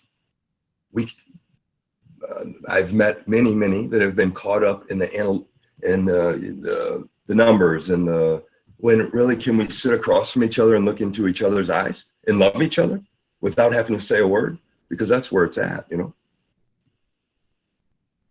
It all comes through ego. Ego is something everyone has, and it all comes through ego. And so it's not there was no offense, Eddie, if you're listening, brother. I got love for you like everyone else, Yeah. So, Yeah. my apologies if it came off that way. I appreciate your share, David. I appreciate the apologies as well. I mean, not to say that you were wrong in what you expressed, but I do appreciate it as well. I think Ryan wanted to jump in with something, and then Michael's got something. Again, guys, we're gonna wrap this up. Again, and honestly, believe me, this is why we have these team building discussions, so that we can work through the Discord, if we want to use the discourse, to practice kind of at times when we get into sharing some big ideas. Sometimes there's little bumps along the road, but those are just more opportunities for us to be able to learn and in some ways just be able to become better communicators, so that we can practice having communication beyond just this circle here. Ryan, I want to be able to pass it over to you. I think you had something you want to jump in on. Go ahead. Yeah, I was just trying to bring a little bit of light to what was going on. It just seemed like there was a little bit of miscommunication in some spots. I understand where Dave is coming from. I think in a sense of it seemed as there was a little bit of judgment happening, but I think it was just the way he comes off too. I don't think he means it in any way. And he's also the other guys are very passionate about, what was the other guy's name? That's Eddie Grace. Yeah. Eddie, yeah. So I think Eddie was just passionate about it, and maybe didn't realize that it maybe almost seemed like he was saying, this is what you need to do to be successful, and I think that's kind of what he was pointing out. But yeah, just a little miscommunication. I was just trying to get everybody to be okay. Yeah, it's good. It's good. We're all on the same team here. So yeah, right. Exactly. Team human, team planet Earth. So yeah. And again, that's essentially that's what, if you look at going back to the politics and stuff like that, if you look at the story that mainstream media is trying to tell us and everything, what it's been trying to do since the beginning of this election is really divide us into teams, divide us into separate categories of, you're this supporter, I'm this supporter. But I mean, now that the election's over and stuff like that, now that that's settled, now that game has been played, I think we're going to be able to work back towards being one, and it's interesting, right? Because Trump was even talking about this in his acceptance speech, and he's just now is the time for us to unite, and not just as Americans, but literally as people. So I mean, let's keep that in mind, that let's keep doing that. Let's keep finding ways as to how we can unite, and how we as individuals can help be the bridges, it can help be the catalyst for that process of uniting. And I think the way to how we do it is through love. And again, that's even what Dave was talking about. It's that sometimes it's really important, it's really powerful, it's really potent to have some of these higher dimensional ideas about how the world works on a metaphysical level related to archons and everything like that. But at the same time, a lot of people that's not really what they need to know or need to hear right now. They just need to know that they're appreciated and to know that they are loved, and to just like meet them on that base level of like the language of love sort of thing, you know, like that's really kind of what the world needs right now. And then the knowledge about like how the behind the scenes works relative to the archons and everything, that will be available for those who seek that knowledge. But it's not really the type of knowledge that we want to go out there and start like pushing on people, start throwing in front of people, because in a lot of ways it'll just like it's kind of like unplugging someone too fast from the matrix. It'll like cause them to pop, and it could actually cause like a psychosis in some very real ways. He's gonna pop. So yeah, you know, like I think when it comes to a lot of this awakening stuff, like we really have to be like gentle and mindful about it, and really respect that people are going to be at different degrees of their own awakening process. But at the very base of it all, like love is a language that will like travel us, that will guide us through all of those steps of the awakening. Very well said. Very well said. Thanks, Ryan. Don't shout out to the universe. I take no credit for doing that. Anyways, isn't it trippy to think about that even just for like 1 second, guys? Like literally, like we're all like sitting here talking and we all got names, but we're literally just like one thing, you know, like we literally are. And sometimes we need to remind ourselves of that. So before we continue this conversation, guys, we did this at the beginning of the broadcast. I just want to invite us to take like a moment of oneness. And basically like all that we're doing right here is literally just taking like 10 of silence, like 2 deep breaths, just like in silence. That's it. I'm not meditation, just connect in with like that moment of oneness. So just inviting you guys to do that, and then we'll pass the talking stick around again, and then we'll wrap up this show. So literally moment of oneness, activate, silence, be in that space, and go.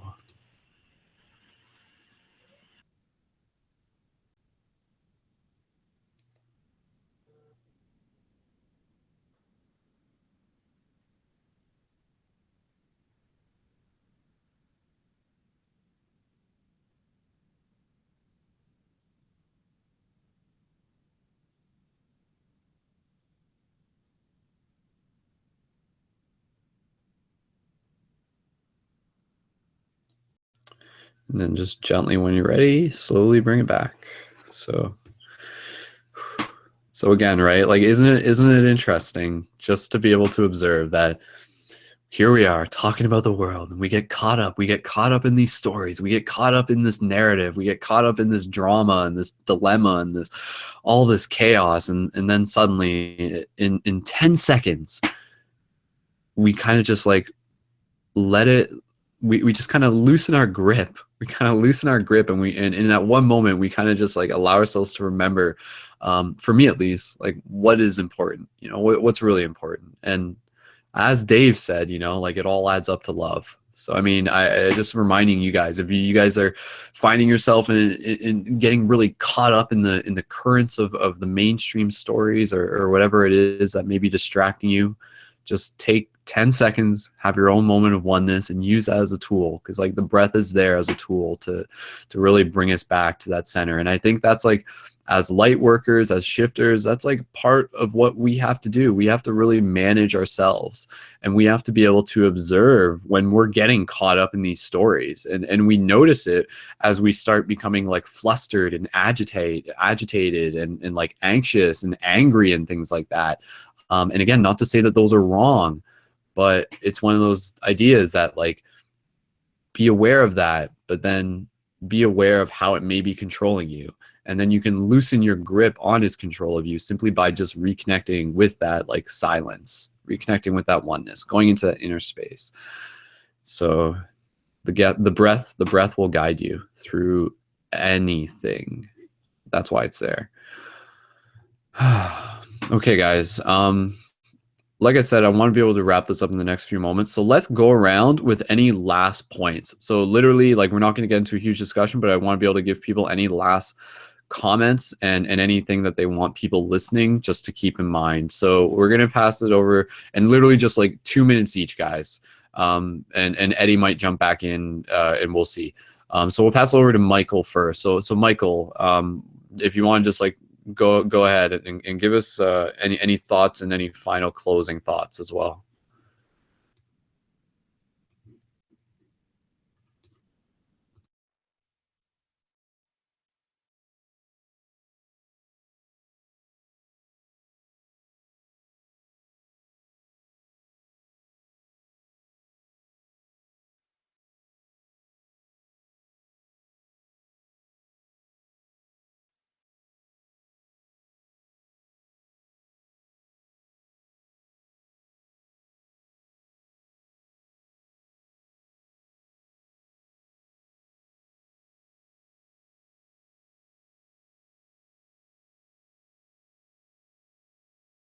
is a little bit different based on the way that the psyche is kind of hardwired. And we can just see, you know, that Westerners and Easterners, their psyche is hardwired a little bit differently. I mean, you know, if you just ask somebody from Texas, hey, like, do you meditate, you know, 3 hours a day? Or, you know, some of them might, but what I'm saying is, you know, it's just the psyche is hardwired just a little bit differently. So I think it's really good, you know, to have both. You know, you need, you know, you have a left hemisphere and a right hemisphere of the brain, and if things are sounding a little bit too like intuitive, where there's a loss of logic, and you know, there's not that foundation of a logic or reasoning, you know, people would say, well, that might sound crazy. If there's too much logic and not enough empathy or feeling, then, you know, that's a little robotic, or some people might even say reptile-like, you know. So it's like you need that balance. But I think the thing is that I think, you know, we're talking about this. You can go many ways. Michael, can you move your mic a little bit closer? I think people are having trouble hearing you. And I got your your audio boosted up all the way. I think your mic's just quiet. Sorry, people listening. How about now? If it's closer, then I hope it's better. How about now? Yeah. Okay. So just another minute or so, Michael, if you can. Okay. Say what you need to say. Well, I was just gonna say, you know, there's many ways up the mountain, and there's many vehicles you could take up the mountain. You could walk. You could mountain bike. I mean, you know, but the thing is you're still going up the mountain. I think one of the things is that, and I think this could be with religion, this could be politics or whatever. You know, it's like if somebody's all the way, you know, maybe halfway up the mountain, and you know, I mean, and maybe somebody took a different route and said, hey, no, you got to start all the way back down, you know, and go the way, you know, that I said. You know, it's like we're still going to get to the destination, which is the top of the mountain. I got this from my good friend Tony. He said, you know, so, you know, I mean, there's many paths, there's many tools, there's many different schools of thoughts that you can use, but I think it's ultimately the same goal no matter which way you slice it.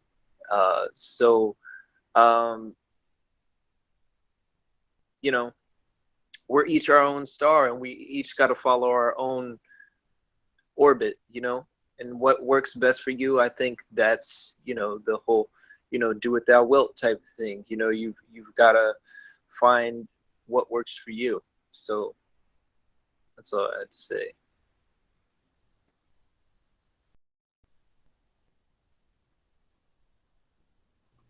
Awesome. Sweet. Thanks, Michael. And again, yeah, like the whole going up the mountain analogy, I think it is a good visualization. And another thing I'll just add into that is the idea of, like, as we're climbing up the mountain, our role is to, like, reach back to lend that helping hand to others climbing up. So to not even get, like, too, you know, like, focus on your path, yet at the same time, like, always be, like, looking back to, like, see how you can assist others along the way, because perhaps at some point all of us got to where we were because someone reached a hand back for us as well. So continue that, and that's creates that chain link that gets us all up there. So teamwork makes the dream work.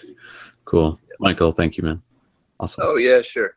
Well, I just want to say, I think what they both said, they both had very valid points. Mm-hmm. I think it's just, I think it was just different approaches to looking at the same thing. So, yeah. So very much so. We are, different points of view. So it's like different points of view is essentially what it's about. So. Words. Okay, guys. So again, at this point in the broadcast, we're literally just like passing the talking stick around the circle one last time.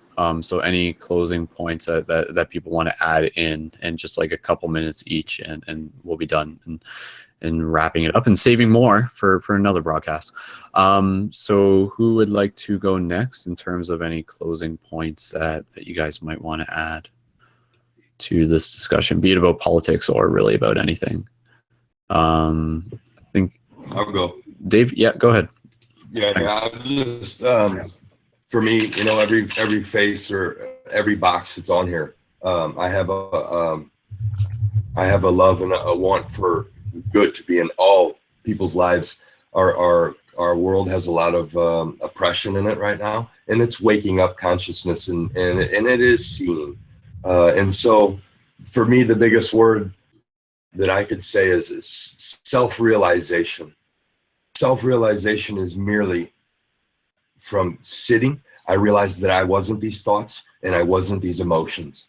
And when I realized that I wasn't neither one of those, I realized what I truly was. And it's in there. And as soon as I name it, it goes away, because it takes away from what it is. It's an experience. And being able to sit and quiet this mind down, until I did that, I wasn't able to see any of it, because I thought I was my thoughts.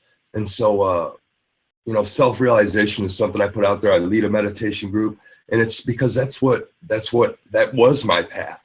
That was the path I found to finding ultimately the truth of me, which is love. And when I found that, I want everyone to know that truth. Passion, yes, it's definitely there. I get excited, and excitement's something that I look at, because next, a lot of different things can come from excitement for me. So, you know, I get excited. I'm never wanting to put anyone down on here. So Eddie, know that I think, he left. I just know that my intentions are purely wanting to see people know the power that's within them, because everybody has it. There's no one without it.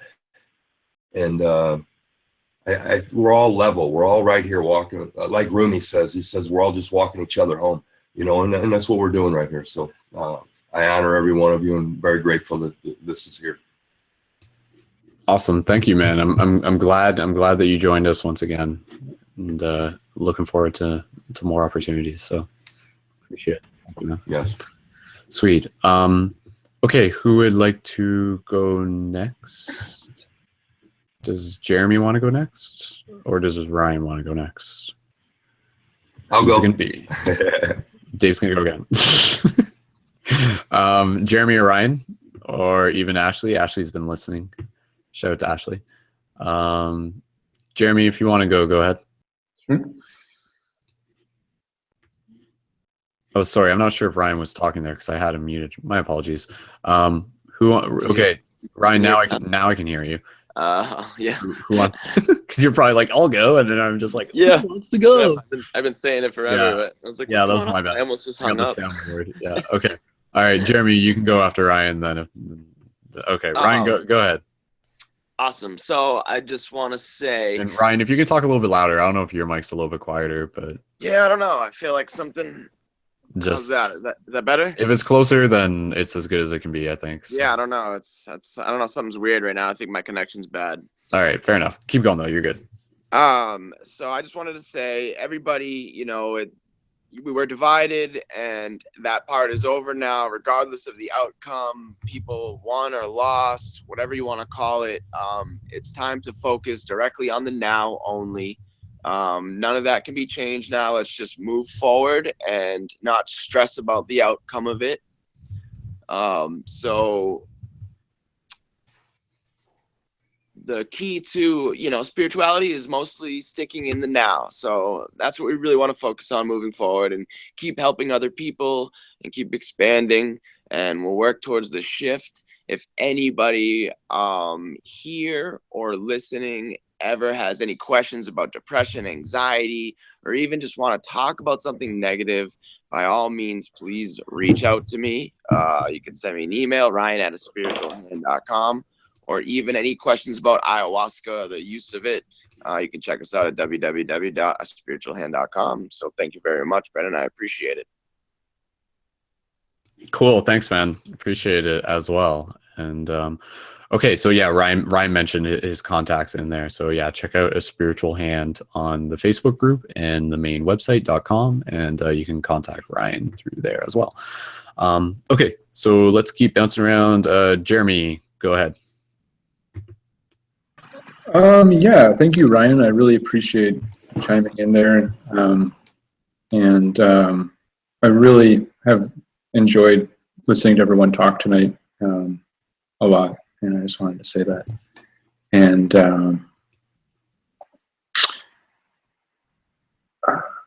I think that as we move forward right now into this new world, this post-2016 election world, we should move forward with a lot of what Michael was saying about realizing the ultimate sort of truth behind it, what everyone else is saying. That ultimate truth is everywhere, that it exists in all things. It's like points of light up and down a mountain or something. Like Michael was getting very poetic, and it was very beautiful, Michael. I have to say, I really enjoyed listening to you talk. I could really see your process with that.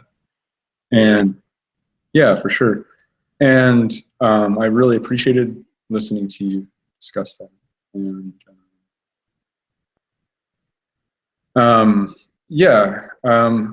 but I don't want to make a point, one of the many points on this mountain. But what I would like to just say is that we have to be prepared to hear a lot of stuff that we're going to disagree with, right? And not have to get into philosophy every single time, epic philosophy on metaphysics. That might be the truth of it. It is, for sure.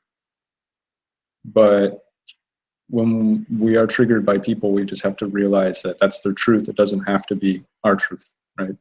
And that's kind of what I wanted to summarize earlier when I was kind of moderating, but then I kind of made it a little bit awkward, I guess. But that we can just accept other people's truths as their truth.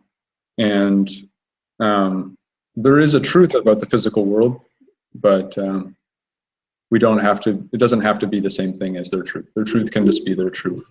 And we can enjoy each person's truth a lot just by listening to them. So, and that enjoying each person's truth, it will save us from being triggered by finding the truth.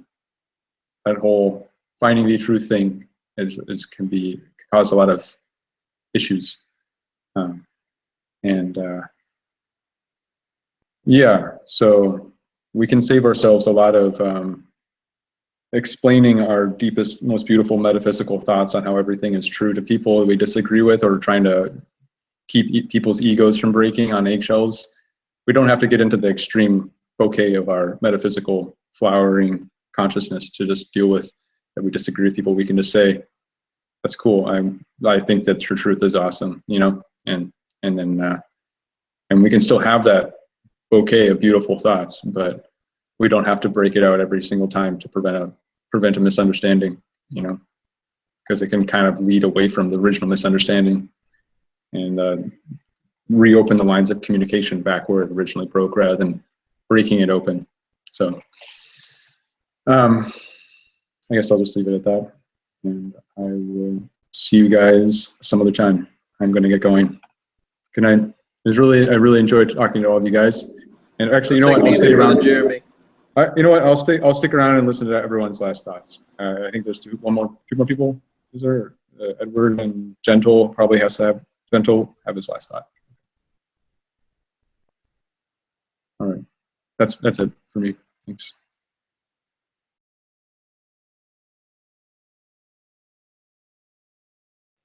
Did we lose Brendan? Yeah, I believe so. Okay.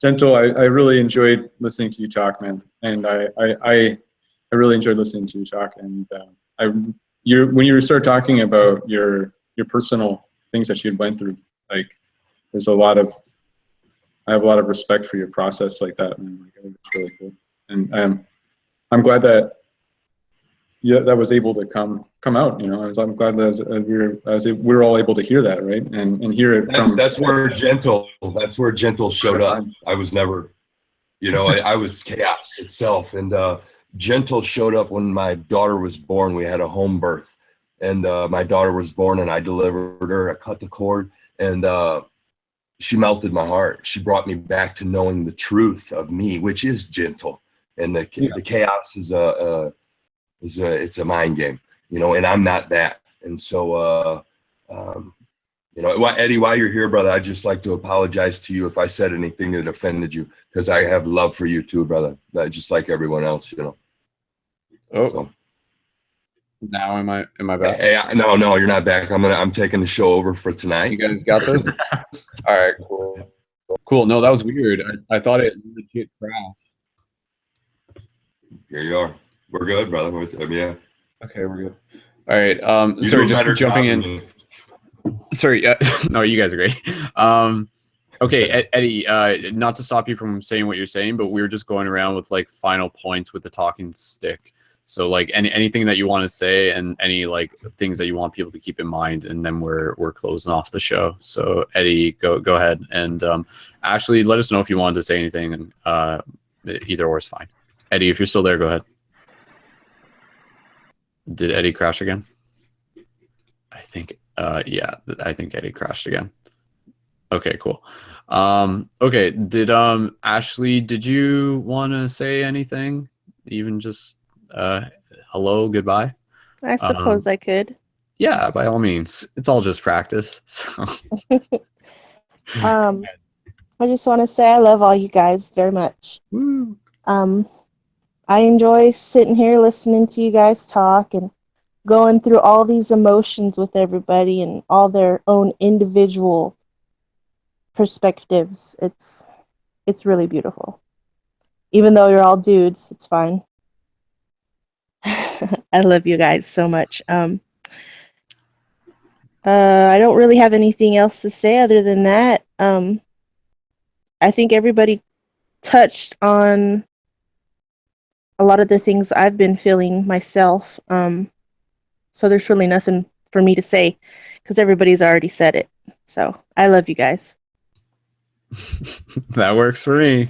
Cool. Thanks, Ashley. We love you too. And has your daughter still been bringing her free hug sign to school with her?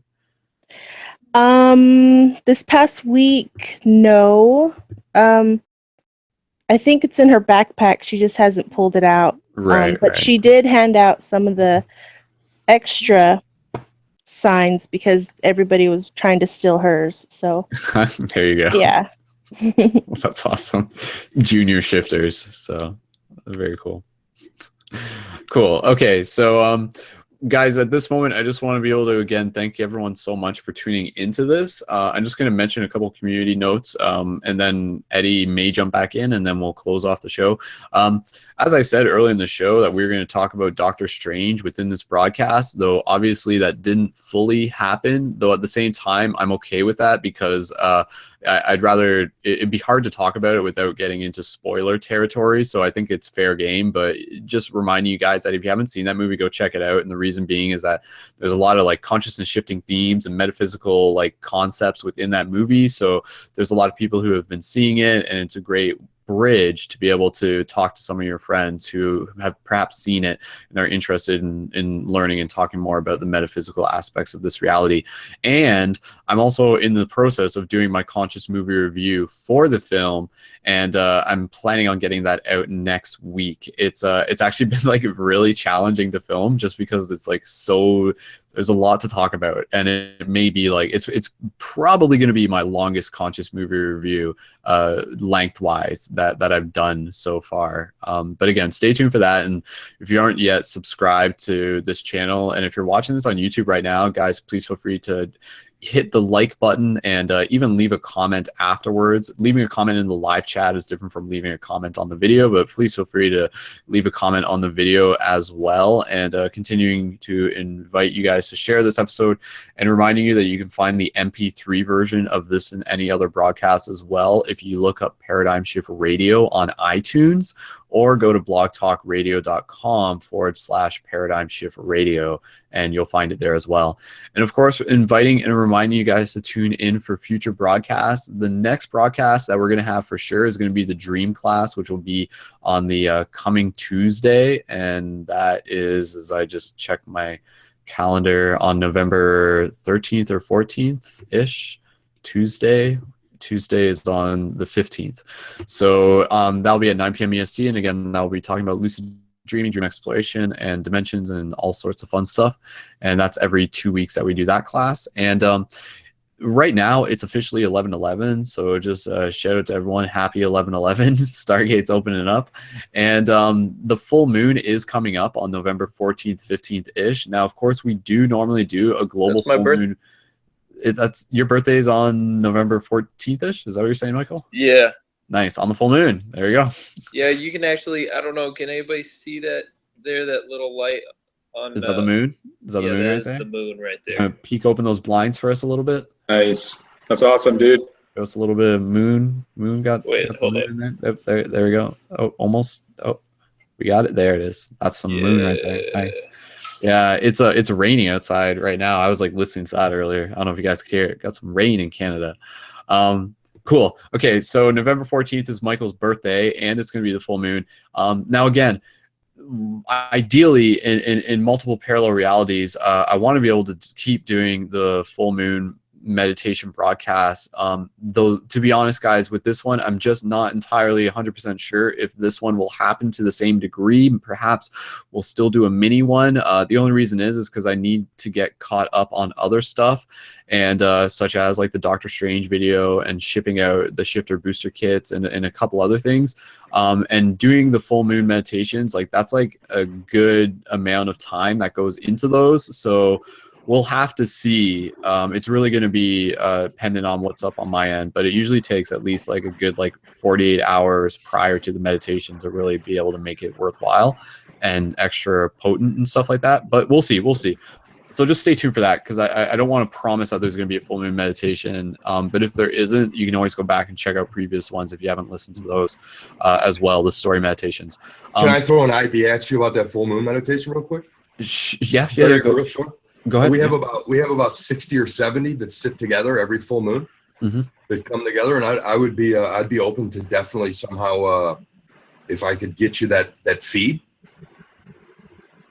About like 60 or 70 people, like a feed to it. Yeah. About 60 or 70 people come together. We sit over on Cahokia Mounds, which is it's Indian burial grounds, mm-hmm. and very powerful. Cool, man. Yeah. So just an idea. Sure. Yeah. Keep me in the loop with that. Dave, can you post your Facebook in the profile chat, like just in the chat here, just to make sure that I got it? Yeah. Well? Okay, cool. And I'll send you a message. Okay, cool. Yeah, like I said, I'm just not 100% sure on what will be happening for the full moon, but I do want to be able to do something, to say the least. So stay tuned for that. And again, guys, with that said, just reminding you guys that you can check out more at ParadigmShiftCentral.com on the main website. You can create your profile there and use the quest journals and create your own conscious articles and help document the shift and help share your stories and your media with a global audience. And reminding you guys to check out Paradigm Shift Central on Facebook at facebook.com/Paradigm Shift Central as well. There's new videos that go up there through that are created by community members such as Gabe Solomon, such as Brianna Breezy Spread Love, such as Bridget Nielsen, and such as a lot of other people who are also creating content for the platform there. And in addition to that, reminding you guys that you can help support this project through the team Patreon. And that's at patreon.com/Brendan Culleton. And that's how you get your shifter booster kit, which comes with your Love One massage tool, and also your shift buttons, which come with the website on the side of the rim, and they're meant to be able to give to people and link them into the project, and are super effective at planting seeds and evoking synchronicity. Another thing I will mention, if anybody's interested, and like you can see this necklace for those of you watching the video, this is like one of the Light Guardian pendants that I've been making, and here's another one here.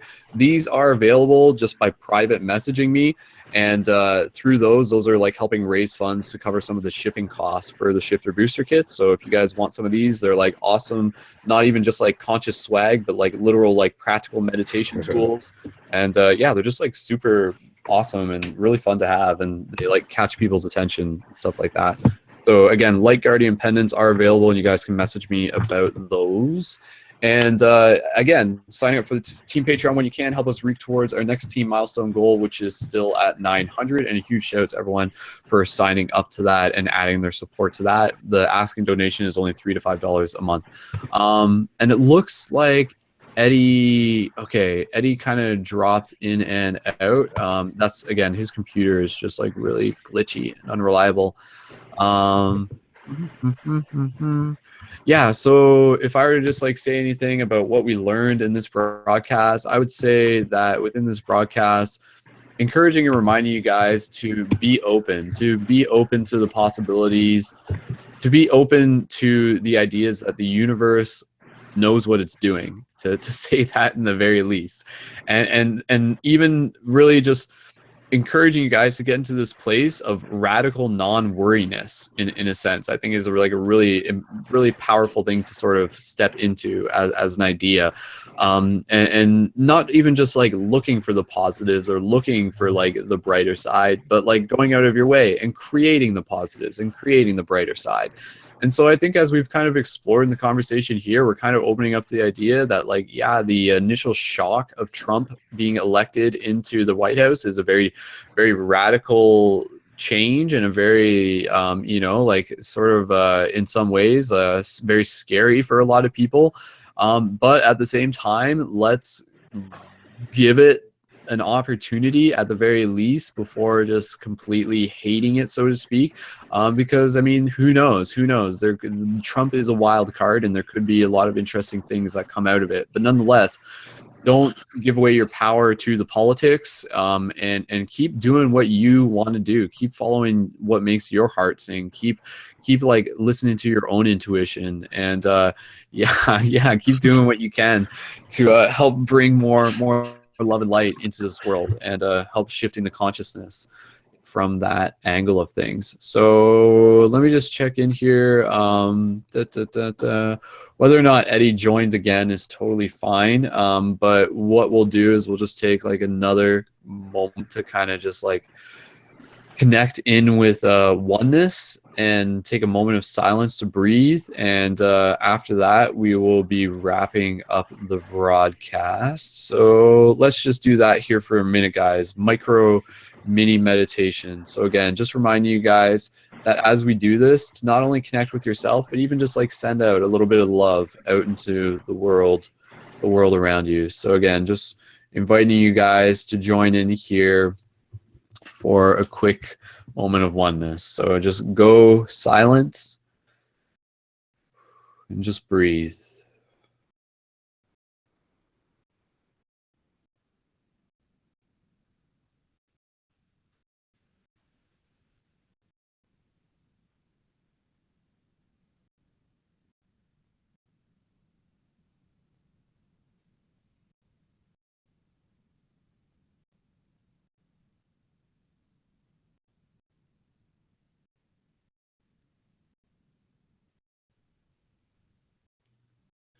So again, really just expressing gratitude for all of you, expressing gratitude for yourself, for showing up in this moment, for sharing in the inspiration, for being a part of the bigger story, and reminding ourselves that yes, it does all add up to love, and that is the lesson. That the lesson is learning how to find love, how to be love, how to create love in the midst of even the most chaotic chaos.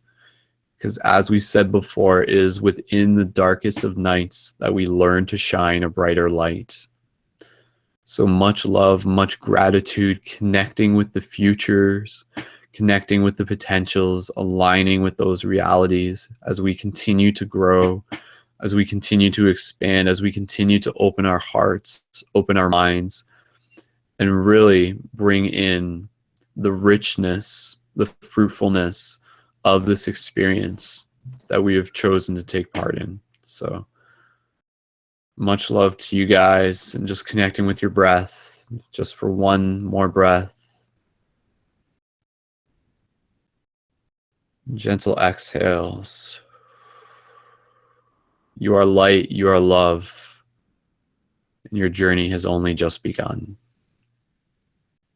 May the rays and branches of light always guide you. Aho. Thank you. Cool, guys.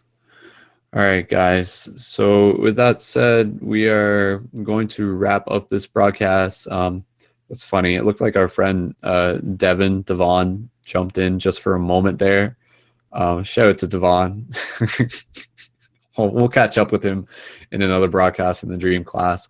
And again, shout out to Eddie as well. Really appreciate Eddie being involved with this. And just again, thank you to everyone for tuning into this, for being a part of this. And again, reminding you guys that you can tune in and be a part of future ongoing broadcasts as part of the real world game to help shift consciousness. So share this broadcast with your friends.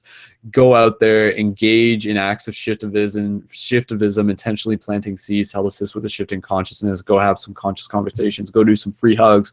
Spread the love. That is your shift mission. Your shift mission is to really see the bigger picture and to really help create it as well through love. So with that said, guys, my name is Brendan. And again, subscribe to youtube.com/SkullBabylon, facebook.com/SkullBabylon, and patreon.com/Brendan Culleton, and paradigmshiftcentral.com. And much love to all of you guys for being a part of this. So we're going to wrap up this broadcast.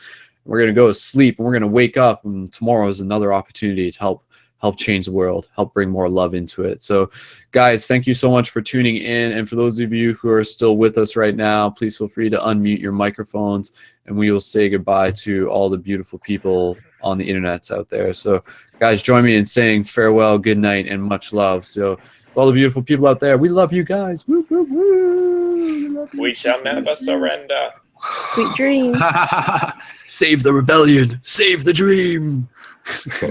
Go see Star Wars. It's coming out soon. That's right. Enjoy other people's truths. Enjoy other people's There you truths. They might not be yours. They don't have to be. You can enjoy them. They can be crazy. They can be factually incorrect. Yes. You can enjoy them. You can really like and enjoy them, and it doesn't have to be your truth. That's all I'm going to say. We are the hues of mana, the hues of many magic, of much magic. So go Team Humans. Yay. Okay, guys. V for victory. Until next time. Keep it shifty, and we will see you guys in the future. Much love and peace, etc. I always have like this like delayed response where it's just like, is it over, or do I just see you in the future? Much love, and here we go. And yeah, this is what happens when I start getting tired. So until next time, keep it shifty. See you guys later. Peace.